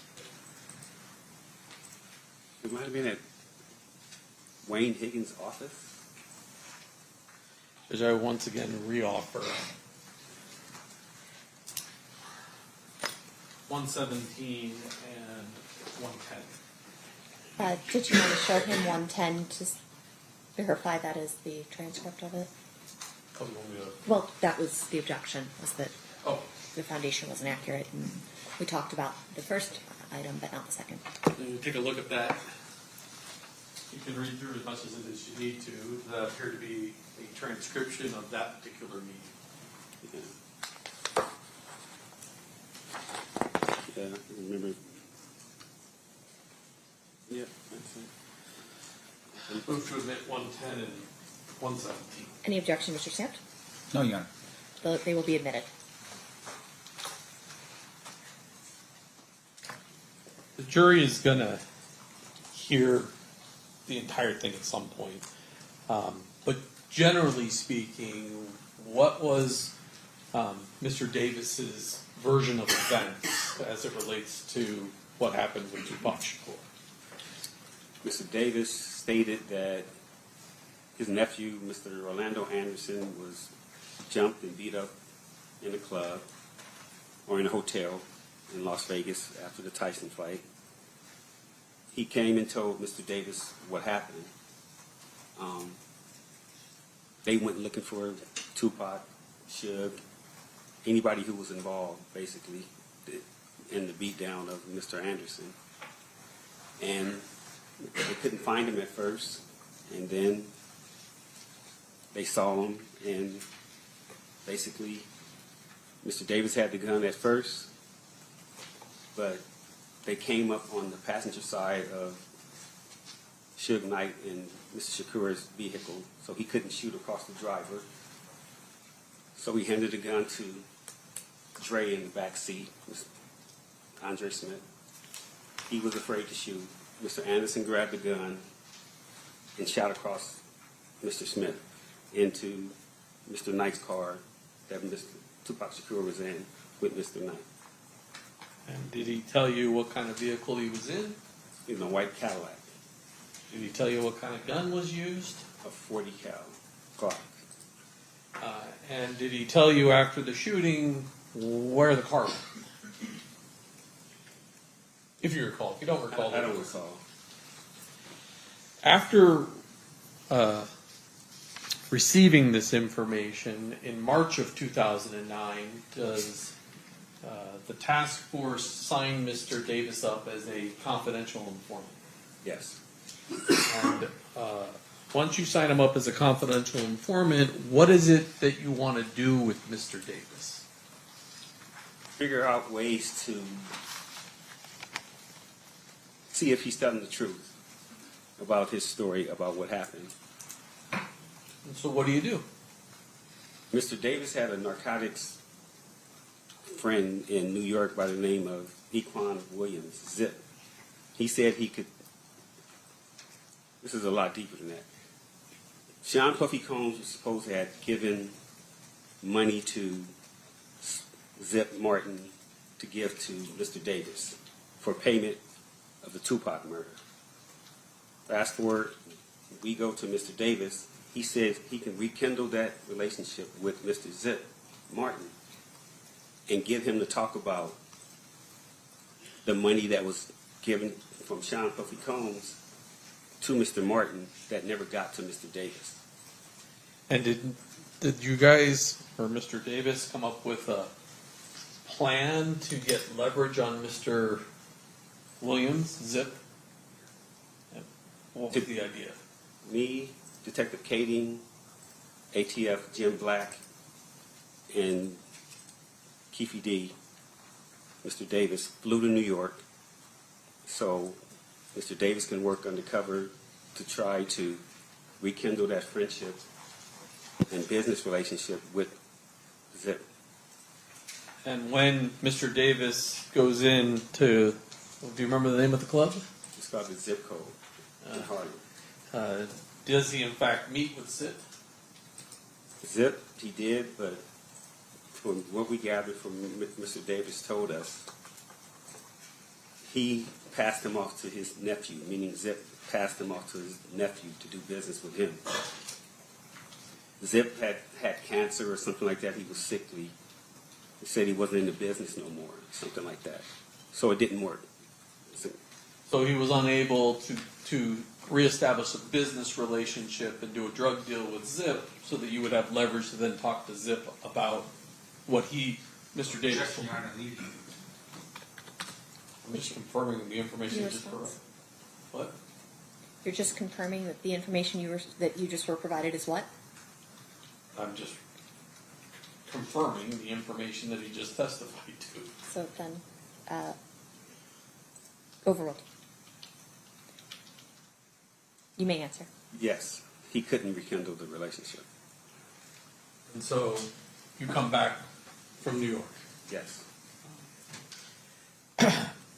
At some point, does the LAPD establish whether or not LAPD officers were involved in the murder of Mr. Wallace? We found out that there was not any police officer involved. And eventually, Mrs. Wallace's lawsuit is resolved.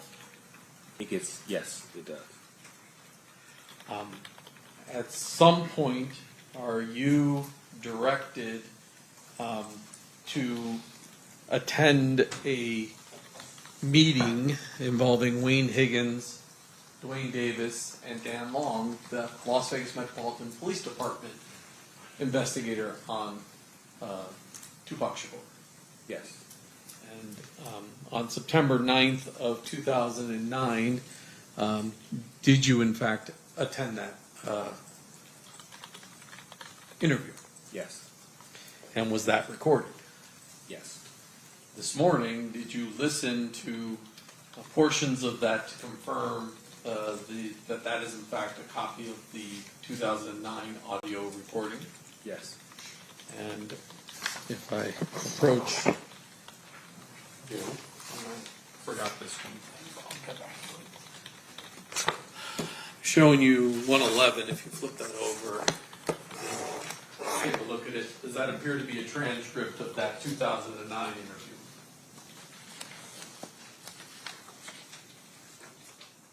Yes. Move to admit 111 and 118. Any objection? No objection, Your Honor. So admitted.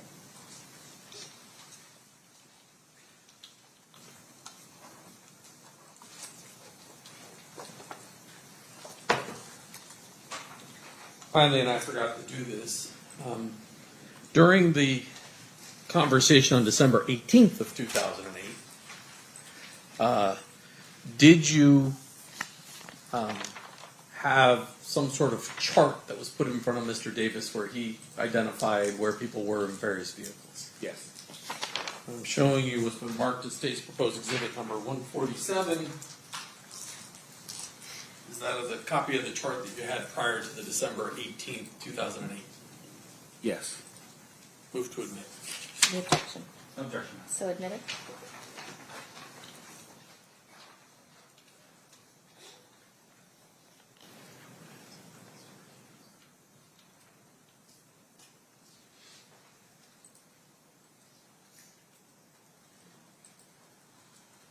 Thank you, sir. I pass the witness. Cross-examination, Mr. Swift.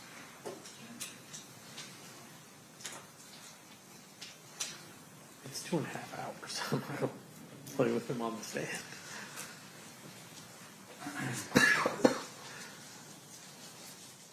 Mr. Dupree.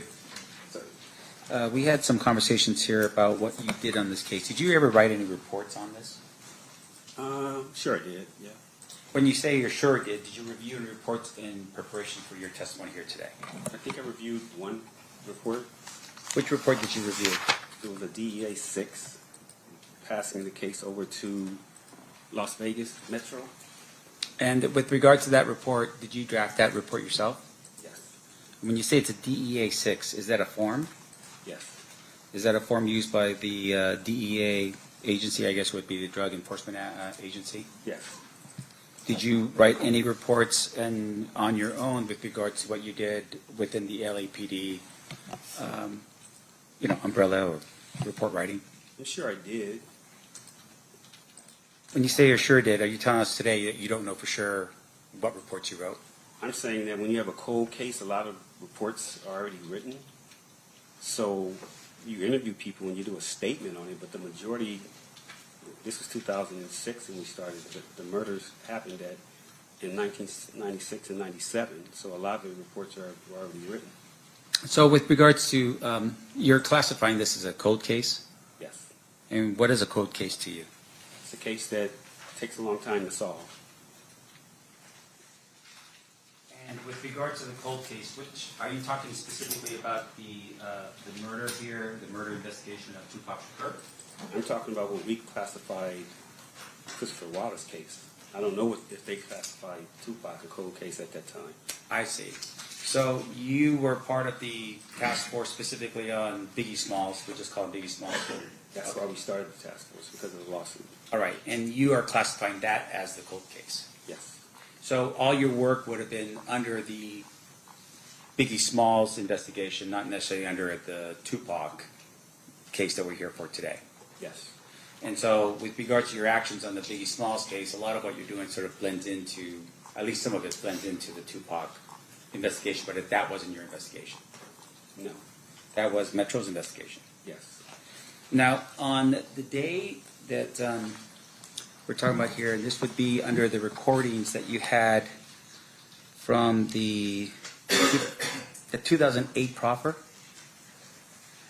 did you set those up? No. Who set them up?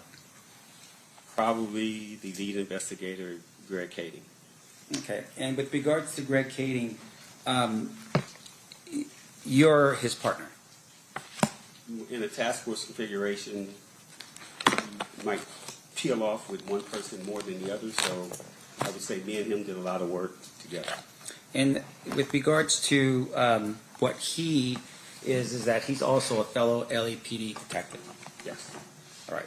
And so with regards to your being, let's say not part of the task force, were you ever his partner outside of the task force? I met Detective Kading at Wilshire Homicide. Wilshire Homicide is the area that Christopher Wallace was actually killed in. Robbie Homicide inherited the case or took the case because they had more resources to work. Me and Greg worked together at Wilshire Homicide. Greg Kading started this task force, and he brought me over years later to this task force. I see. So up until that point when he brought you over, you guys weren't partners? No. He was working narcotics. Greg knows the narcotics FBI DEA system very well. I didn't. All right. And so in terms of your awareness about the Tupac investigation, when were you first made aware of the Tupac investigation? Through the media, as soon as it happened. Right. I mean, everybody knew about that. And in terms of, though, your involvement or the official, are you telling us it's at the time of the proffer that you become sort of more involved in the Tupac? At the time that Mr. Davis offered the information that he offered is when we even thought about doing anything with Tupac. But isn't it true, though, that you actually were more aware, you actually were that Detective Long was the Metro detective on this case as early as 2004? I didn't start until 2006, so I just knew he was the investigator assigned to the case when I got there. I see. So as of 2006, you would have been aware that Detective Long was the investigator from Metro? Maybe 2006, 2007, when we decided to come out to Vegas and gather intel on the Tupac case, just for investigative reasons. Okay. And with regards to your participation in the task force, was there a name for the task force? Christopher Wallace Task Force. Okay, so it's the Christopher Wallace Task Force. And you first contact Mr. Davis on, looks like November 21st, 2008. Is that about right? I don't remember the dates, but Okay. Now, in terms of your, you're saying, though, that your review of the evidence in preparation for today's, or your reports in preparation for today's testimony just consisted of the DEA 6 form? yes. Now, at the time of November 21st, 2008, you and Greg Kading are the ones who initially contacted Mr. Davis, right? You didn't do it by yourself. No, me and Mr. Katie. Okay. And you basically advised him at that particular point that, you know, he was potentially looking at an indictment for narcotics. Is that right? Something to that effect, yes. Yeah. And once again, you're doing this because you are targeting Mr. Davis because you believe he may have been a suspect in the Biggie Smalls murder. Yes. Okay. Now, at some point, I would assume in the future, you're going to tell all of us that he was no longer a suspect in that murder, right? That is correct. You found information that were indicating that the car that was potentially the car used in the Biggie Smalls murder was not his vehicle, maybe somebody else was there. And there were some issues with regards to his location that he wouldn't have been the one to be the shooter in the case. Whatever the reasons, I just know he wasn't involved in the Biggie Smalls murder. Okay. And then with regards to your conversation with Mr. Davis, when you had that conversation at his home, you talked about being in the, I guess, the garage of his home at Rancho Cucamonga. Is that what it was? I forget the city, but it's out east. Okay. That's where he lived at the time.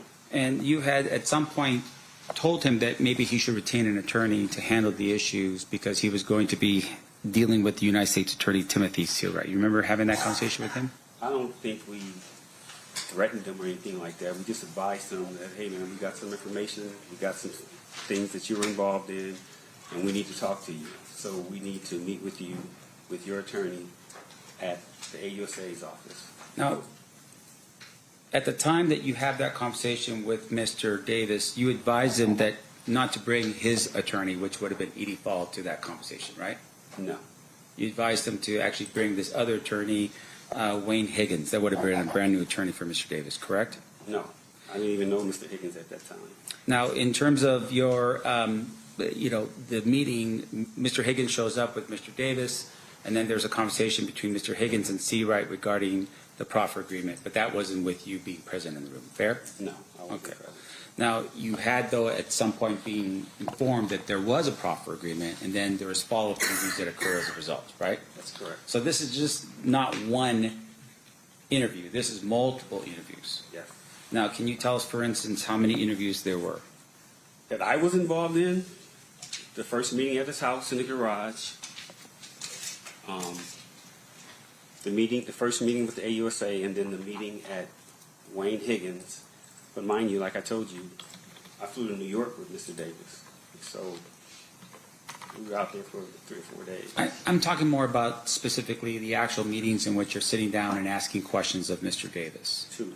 So that would be the initial meeting with United States Attorney Seawright in the room, and then the second meeting was, I'm sorry, at what time? That was with Mr. Higgins at his office on Wilshire Boulevard, if I'm not mistaken. I forget the date. Okay, would that be October or December 18th, 2008. 2008? Yes. Do you recall actually being involved in a meeting or being knowledgeable of a meeting that took place on December 1st, 2008? No. How about a meeting that took place on January 7th, 2009? I don't recall. No. How about another meeting that occurred on February 11th, 2009? I don't recall any of those dates. Okay. I just remember the 3 that we dealt with. Right. And once again, you're refreshing your recollection off of a DEA 6 form, correct? No, I'm refreshing my recollection off of my recollection. 30 years later? That's right. And about 20 murder trials Right, of my own. which is amazing. Good It's job. not amazing, just doing my job. But let's just make sure we're clear. I want to make sure this jury understands that you're refreshing recollection off of a DEA 6 form. No, I told you the DA 6 form that I saw this morning was transferring the case from the DEA to Las Vegas Metro. That's all that's it this morning. All right, so this is all purely off of your recollection from 30 years ago. Well, 17, 18 years ago when we got it. The Okay. case was 30 years ago. So Right. we had it in 2006. And 20 murder trials later, That's right. you're refreshing. Okay, right. so let's keep going through it. So your testimony here is that at the time of the meeting on December 18th, 2008, you were present for that meeting. Yes. And the other people that were present for that meeting was Detective Katie, Yes. LAPD Detective William Holcomb, Yes. FBI Special Agent Bennett, Yes. I didn't mention him, but he was there. Yes. okay? And then was anybody else there present? Mr. Davis and Mr. Higgins. And then outside of those, was anybody from the United States Attorney's Office present? At the first one in 2008, I think, not in 2009. For sure, not 2009. I can say that. Okay, but I want to make sure we're precise for this jury. Okay. On December 18, 2008, was the United States Attorney present for that meeting? Yes. Now, in addition to that, the recording that had occurred, and the one that you've introduced into evidence in this case, was that a recording to which Mr. Davis or his attorney knew about? Which one? 2008 or 2009? 2008. 2008? I don't know. Okay. I didn't know it was being recorded either. Sure. And with regard to the FBI special agent that was there, are you aware of what's called a 302? Yes. What is a 302? It's a report, an information report that they write out, kind of like the DEA 6, kind of. Yeah. And then in terms of how the 302 works is they don't actually record information with a recorder. They actually just write things down into the 302, right? That's correct. In this particular case, was Special Agent Bennett aware that there was a recording? I have no idea. Now, in addition to that,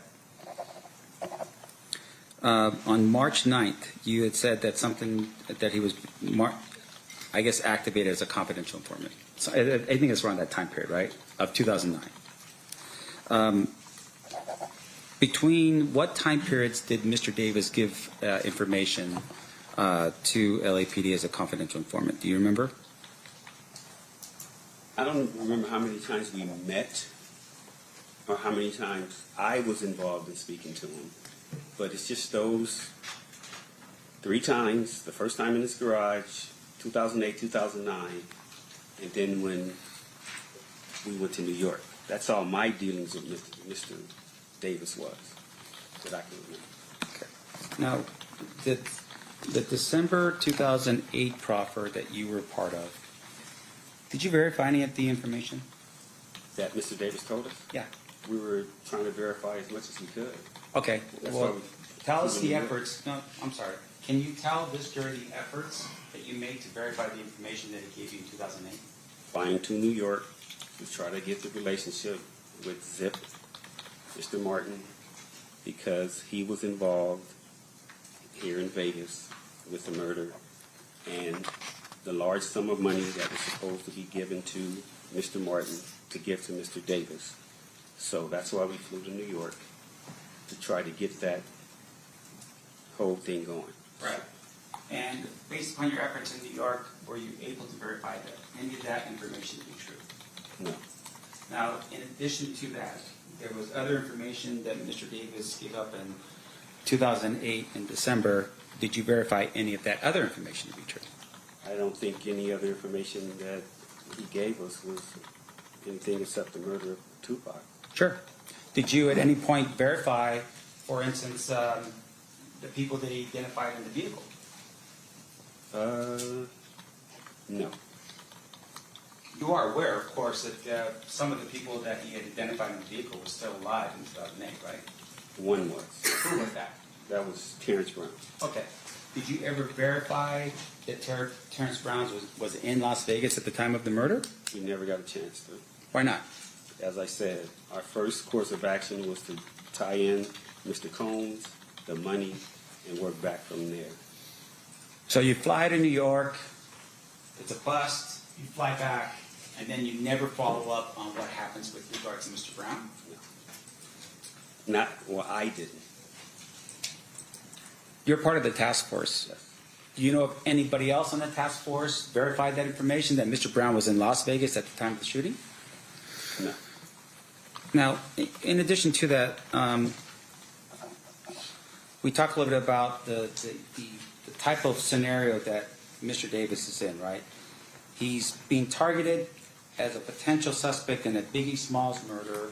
You develop information about him being a drug dealer, right? Yes. And you had said, I think how much time was he looking at? Life sentence? I think so, yes. Right, pretty heavy sentence, right? Yes. And so you had also targeted the idea, though, that it wasn't just him moving some large amount. It was people coming into his house, potentially his family. People could be arrested, his friends, for instance, that was part of that, and they all could go to prison, right? I will say this. Mr. Davis took the hit for a lot of people in his family and his kids, his wife, but that's why he did a lot of the stuff he did. I will say that. And I appreciate you saying that. And so in essence, he said, okay, this is all on me. I will take the hit for the family. Yes. Now, in terms of the way that you recall how he describes what happens and so forth, you had mentioned that he's in the car, he drives up next to the other car, and then he gives the gun to the back seat because he was going to do the shooting, and then he gives it to somebody else. And then I guess it was Dre said, no, I can't do it, and then Orlando fires the gun. Yes. Okay. So the four individuals that in the car would have been Mr. Davis, and then Mr. Brown, Driver. and then Mr. Smith, and then Mr. Orlando Anderson. That's correct. Okay. Do you, at some point, these people come back to Compton, right? Were there any, as far as you know, did anyone attempt to kill Orlando for being the shooter in the vehicle of Tupac Shakur? I don't know if anyone tried to kill Mr. Anderson, but a lot of other people got shot and killed. Sure. And so what other people that you recall were being shot and killed? I don't have the list of people who I know. Darnell Graham got shot, and then an 11-year-old girl got shot. Off the top of my head, I can remember those two. It was war. Compton's 10 square miles, and all of these people know each other from growing up. It was people standing, they were hiding out, walking the streets. But in terms of the four that's in the vehicle, was Mr. Smith shot? No, not that I know of. And what about the other person, Mr. Besides Mr. Davis? Mr. Brown? Yes. Not that I know of. No. And then with regards to Mr. Davis, was he shot at? No, not that I know of.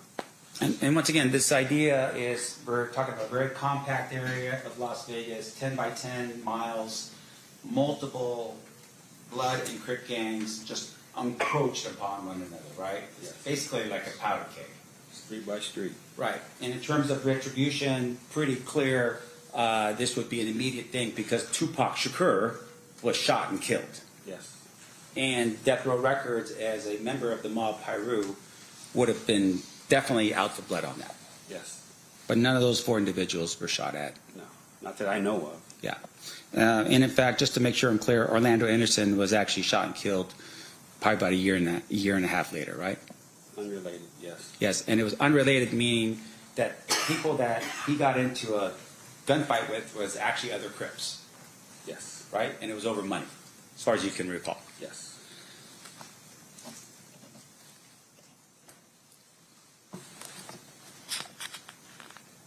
Now, there was some discussion, are you aware of a person by the name of Darnell Brin? Yes. Darnell Brim is, and I think there was some discussion about there was two different sets in the Southside Crips. Yes. One set was the Burr Street set, Correct? and that would be Burr Street where Mr. Davis lived on, Yes. as well as members of his family and so forth, right? Yes. The other set was the set that Darnell Brim was in charge of. From what I hear. I never worked Compton PD, but from what I hear, yes. Okay. And with regards to Mr. Brim, he was killed pretty much immediately after the shooting of Tupac Shakur. Mr. Brim is still alive as far as I know. Oh, you're right. He was shot, though, right? He was shot.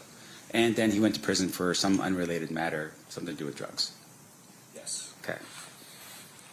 Now, in terms of Mr. Brim, was there ever a conversation with Mr. Brim to determine or have questions asked with regards to Tupac Shakur? When we started, again, I started in 2006. Those questions would have been initially asked of Mr. Brim when he was shot in 96, 97. Those types of things we could have gotten to, but like I said, our first course of action was to solidify where the money came from. If Mr. Combs was involved, and was Mr. Davis telling the truth about being paid for the murder of Tupac Shakur. And outside of that, any additional sort of boots in the ground discussions or investigation in Compton was handled by somebody else? The initial, the preliminary, Right. and if we would have gotten to that, we probably would have talked to people, but I'm sure that they were talked to already. This is on a Fed level trying to get a RICO case against people. Okay, this is a whole different level of Compton. Sure. This is FBI, ATF, DEA. This is trying to solidify that Death Row Records and was built on narcotics and Bad Boy Records. Now, you don't understand this, but I'm from the hood. Everybody knows it was. Okay? Everybody knows that those record companies were started with the sales of narcotics. So the feds were looking at a RICO. We cared about the murders. So this was chasing the money. This was chasing Sean Combs to see if he was involved with, the hit on Mr. Shakur. And so once you determine that, he's given information not because of Biggie Smalls, but rather because of Shakur, you never once reached out to Metro at that time to say, hey, Las Vegas, you guys are the ones in charge of this murder. Come down to have an interview with Davis? The decisions were, again, way above my pay grade. And our command staff, whoever made that decision to keep it in-house and for us to handle it on the Fed level, because it would have spread all the way to Las Vegas and not notify Las Vegas Metro at that time, wasn't my decision. I see. So had it been somebody up the chain, maybe even the United States Attorney? Whoever. See, right. Yeah. Okay. That's not your call to make. No, I'm just a soldier. Okay. Right. I appreciate that. Now, in addition to that, sir, in terms of the information we're talking about here, at some point your other LAPD detective leaves the LAPD. Greg Cady. Yes. In 2011, I think. And in 2011, I believe he publishes a book. Yes. And that book is called Murder Rap. Yes. Did you read that book? Parts of it. All right. And fair to say, of course, is that if you saw something in the book that was not accurate, you probably tell Greg Cady, hey, this is not accurate, this is not right. I wouldn't tell him nothing. That's Oh, his version. He did what he wanted to do. Right. Okay, so it's his version of events. You would have been like, okay, this is not right about what I did. I'm just going to leave it alone because that's what Greg Cady interpreted it to be. No. I'm saying I was on the Los Angeles Police Department, still in charge of the Biggie Smalls case by myself. And whatever came from any books that were written, it was my responsibility to make sure that everybody was okay if they were outed in that book. So I'm not going to tell another man what he should and shouldn't do as far as writing a book. If you want to write a book, write a book. If it comes back my way and I got to investigate something you said, then I'll do that. So this individual, Greg Cady, leaves LAPD and takes the Tupac file with him? From what I hear, something to that effect. Meaning he stole the file. something to that effect. Now, in addition to that, he also took the Biggie file, right, with him when he left. From what I hear, I've never seen him, but that's what I hear. Okay. And with regards to the recording that we're talking about here, that recording was a recording that he published, at least brought out to the public, not you. You will never see me on a podcast, a book, nothing like that. Yeah. So, and you never have. Now, in terms of, though, just your understanding and, being in LA and so forth, Greg Kading has made appearances on podcasts and other things as well, right? Yes. And also that would be with documentaries. Yes. But at least you're still abiding by the rules and that kind of thing. You would never do that. I stick to the code. Okay, I'm abide by the streets. You're not going to see me on there telling about what somebody else did. This is the only time you're going to see me talking about what somebody did, sitting in this chair. And I appreciate that, sir. Okay. Other than that, you'll never see me doing that. Okay. And with regards to your participation, though, in the interviews, during the time period that you're hearing Mr. Davis talk about these things, were you aware at all that he was recommended that this other attorney step in for his attorney Edie Falls and basically have this conversation? No, to my knowledge from the media, I thought Edie Fall would have been his attorney. So I don't know anything about that. Again, that was way above my, whatever I was doing there. I don't know who made that decision. I never talked to Mr. Davis. I didn't know Mr. Higgins at that point. Okay. So, Were you aware that when Metro was finally notified? yes, When was that? the 2009 interview. Yes, sir. Did you make that call to Metro? Chain of command. Somebody upstairs called Vegas when we disbanded our unit. Our case was going back to our DA. Las Vegas Metro, they were going to take over their case. So somebody in our chain of command reached out to somebody in Metro, I guess, and said, hey, we got some information for you. Somebody needs to talk to you about Tupac.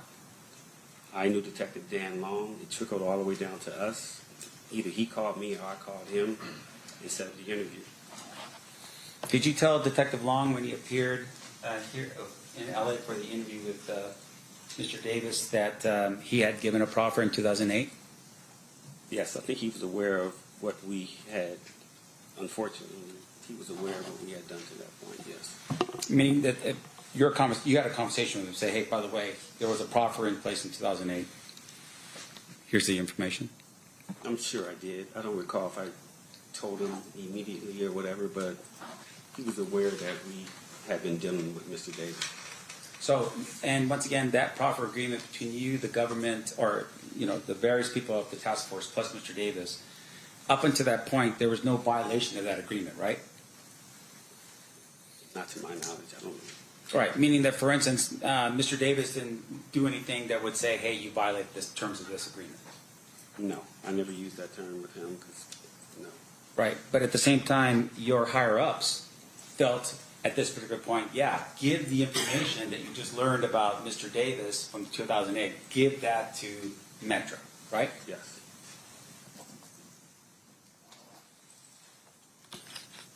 And once again, and I want to make sure I'm clear because I don't want to forget this question, you didn't verify anything outside of the P. Diddy potential payment that was the part of that you were looking at. Yes. So everything else would have been going back to Detective Long to do his investigation in Las Vegas about the information given to him by Mr. Davis? I mean, he was going to be aware of that, yes. Okay. But once again, But they already, that was already out, a possibility. Just hearing Mr. Davis say it kind of solidified it, that we need to look more into this part of it, instead of it just being Tupac getting killed, Death Row, and Southside, they were involved. yeah, but I think we're here for a slightly different purpose. We're in Las Vegas, and we just want to know what facts were presented or at least established with regards to the situation. You're telling me Detective Long would have been one to verify whether Mr. Brown was here in Las Vegas, whether any of the other individuals in the vehicle that was represented to you was actually here in Las Vegas to establish that, right? That was his job, not yours. Yeah, on the murder. Right, Yeah. right.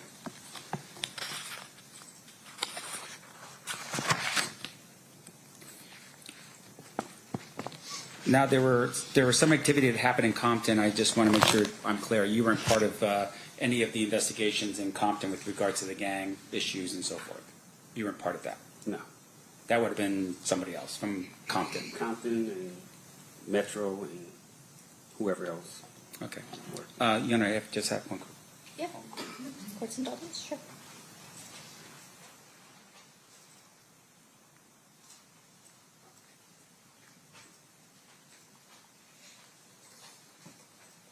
Your Honor, I pass the witness. Thank you. Okay. Any redirect, Mr. Juckman? Just briefly, you brought up the fact that Mr. Davis said, basically, Sean Puffy Combs solicited the murder of Shug and Tupac during the course of that conversation. Yeah. Did he tell you where that conversation occurred?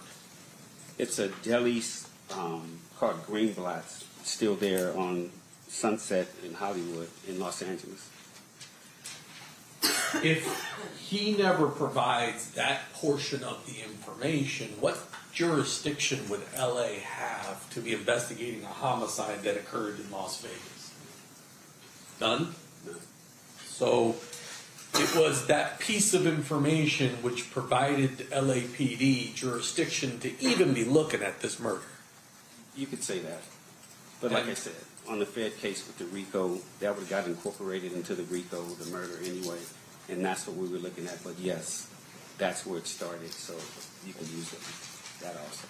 And so when you were unable to confirm through ZIP the Puffy Combs angle of the case, at some point your agency said, hey, we got to tell Vegas what we've been doing. Yes. And at that point, Dan Long comes down, and you are in a room with Dan Long, Mr. Davis, his lawyer, and there's a conversation that occurs. That's correct.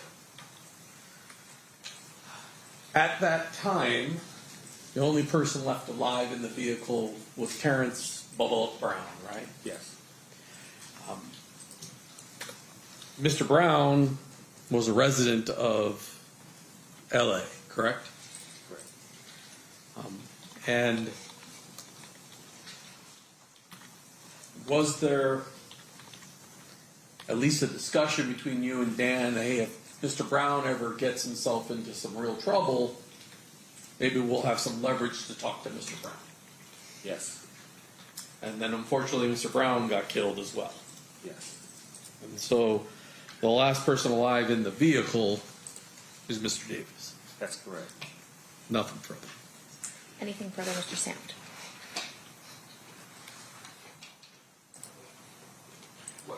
Okay, so what investigation with Mr. Brown are we talking about? You wouldn't be able to verify information about where he was, whether or not he was in Las Vegas, right? You're saying. You, with Mr. Brown. We wouldn't be able to? Yeah. We could have, I guess. Right. We would have got to that, yeah. Sure. And with regard to that, you didn't make that effort while he was still alive. And would it be fair to say, of course, that even if someone had passed, that you would still need to verify what Mr. Davis said to you, regardless of whether or not the person's passed or not? We'd have to verify everything.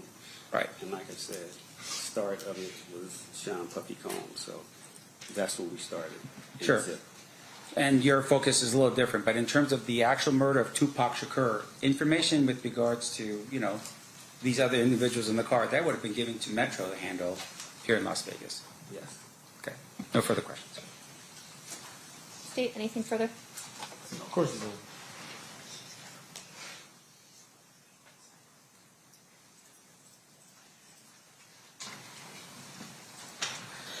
Yes, one follow-up. In your 34 years, 20 homicide trials, ever made a case on a guy confessing to a homicide? Yeah, I've had a couple confessions. Yeah. When you were talking to Mr. Davis and he's telling you what he's telling you, did you have reason to doubt his version of events as it relates to the homicide itself? I didn't think Mr. Davis was lying because he put the gun in his nephew's hand. And if anybody knows anything from what I hear, Mr. Orlando Anderson was the man besides Keffe D in that neighborhood. He was the prince, and his family loved him. I didn't think that Mr. Davis would put the gun in his own nephew's hand, dead or alive, and put that smut on him unless it was true. The person that killed Tupac, well, in the neighborhood, he's a hero. In the world, he's a villain. So I didn't think Mr. Davis, me personally, would do that unless it was true with his own nephew, because I know he loved his nephew. They all loved Orlando.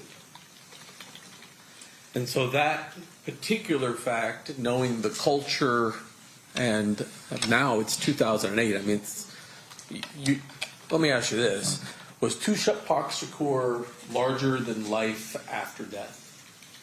Yes, but had he would have been legendary if he lived. Right. And in 2008, he is legendary at that point. But he's dead.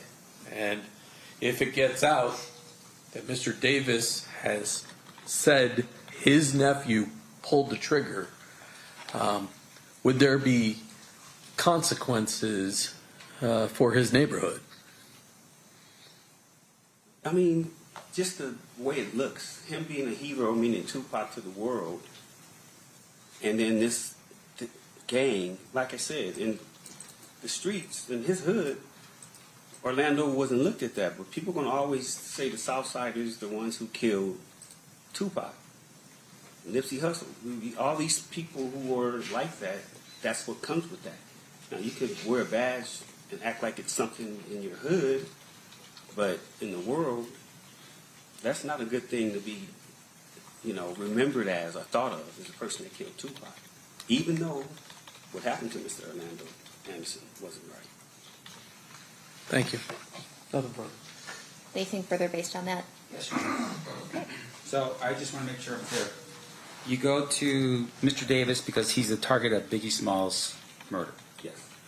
You interview him, and at some point in the future, you determine that Mr. Davis is not involved in Biggie Smalls' murder. Yes.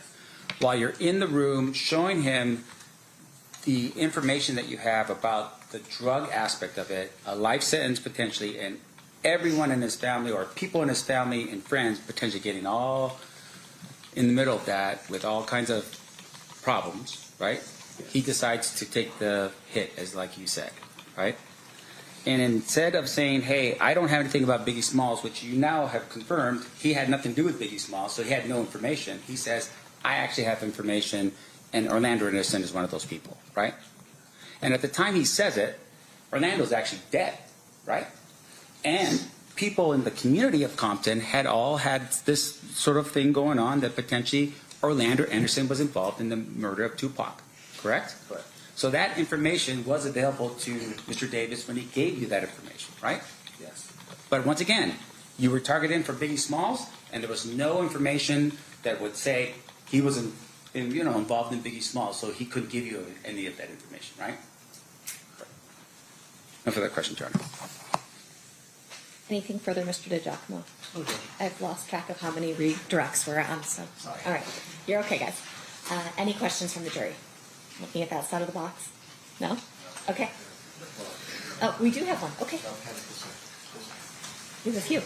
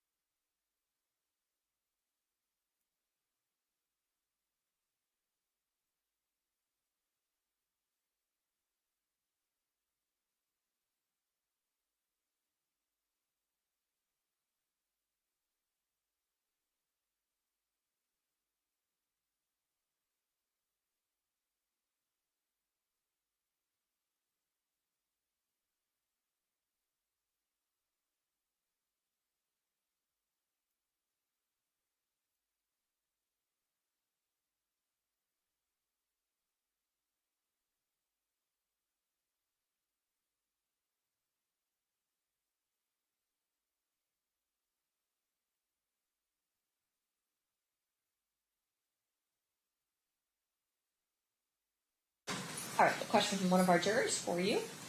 For clarity, would you say the feds were more worried about the bigger fish and the whole puzzle rather than the pieces, being you had the information from Keffe and didn't need to put it together? Yes, they were worried about the bigger picture, but this is 2006, and the smaller types of investigations on both cases had already been run to ground.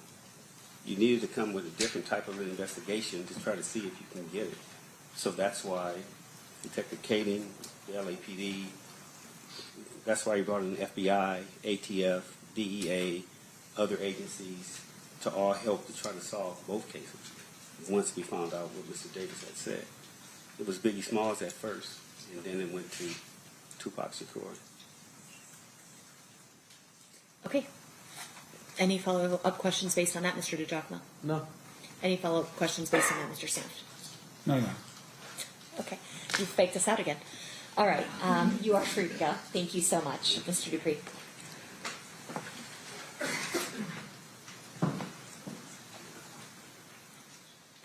All right. Your Honor, one quick thing before the witness leaves. Oh. May we approach?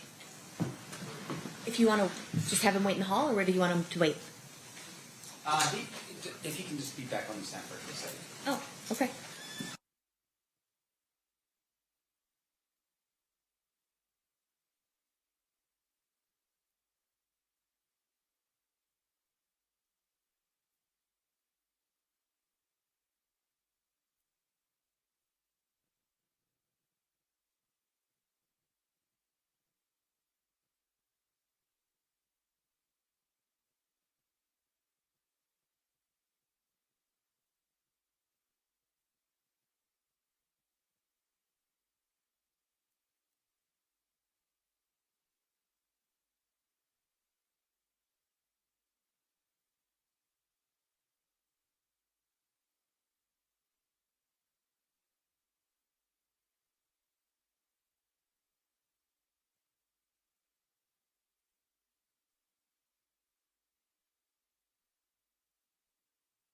Mr. Dupree, as you discussed earlier with the parties, you may be subject to recall in this case, but it would be okay to do it via Zoom.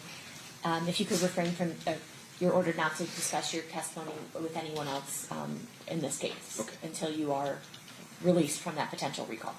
Okay, thank you. You are now free to go. All right, State, what did you want to present next? Well, we're going to start the 2008 statement, so we fill up the rest of the day. Okay. But we have at least one witness tomorrow, so we'll call that witness tomorrow and then probably continue on the rest of the day with the rest of the statements. Does it make sense then? All right. Does it make? I mean, Go unless ahead. the court wants us to call the witness tomorrow at 1 and then start the statements, I think that might make the most sense. there's just more time in the statements than there is in the day tomorrow. So we still don't If we finish play it. the half hour today, will that finish it out tomorrow? It all depends on Mr. Sam's cross of the witness. Well, Your Honor, Your Honor, there's two statements, right? I think we can definitely play one of the statements after the witness tomorrow. Okay. And then we have a subsequent statement. We're also playing that we introduced through Mr. Dupree. So. And none of them will finish in the half hour. The 35 minutes we have left. That's correct. That is correct. All right. I'm going to have the jury. I'm just going to have the jury leave a little bit early today. We'll have them back at 1 o'clock tomorrow. All right. During this recess, you are admonished not to talk or converse amongst yourselves or with anyone else on any subject connected to the trial, or read, watch, or listen to any report of a commentary on the trial of any person connected to this case by any medium of information, including without limitation, newspaper, television, the internet, and radio, or form or express any opinion on any subject connected with the trial until the case is submitted to you. We'll see you guys back here at 1 o'clock tomorrow. Thank you. Stand for the jury.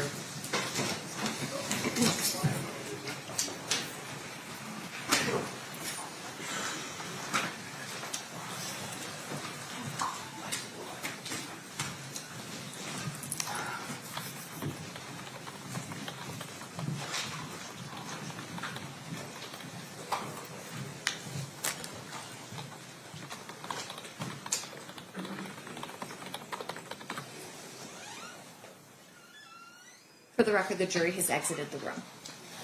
Anything we need to address outside the presence? Nothing to state. Nothing, Your Honor. Okay, I think it just makes more sense to play that as a block as opposed to a half hour, and I didn't realize we were breaking it up between a witness in between, so. Okay, I apologize for any inconsistency up the back.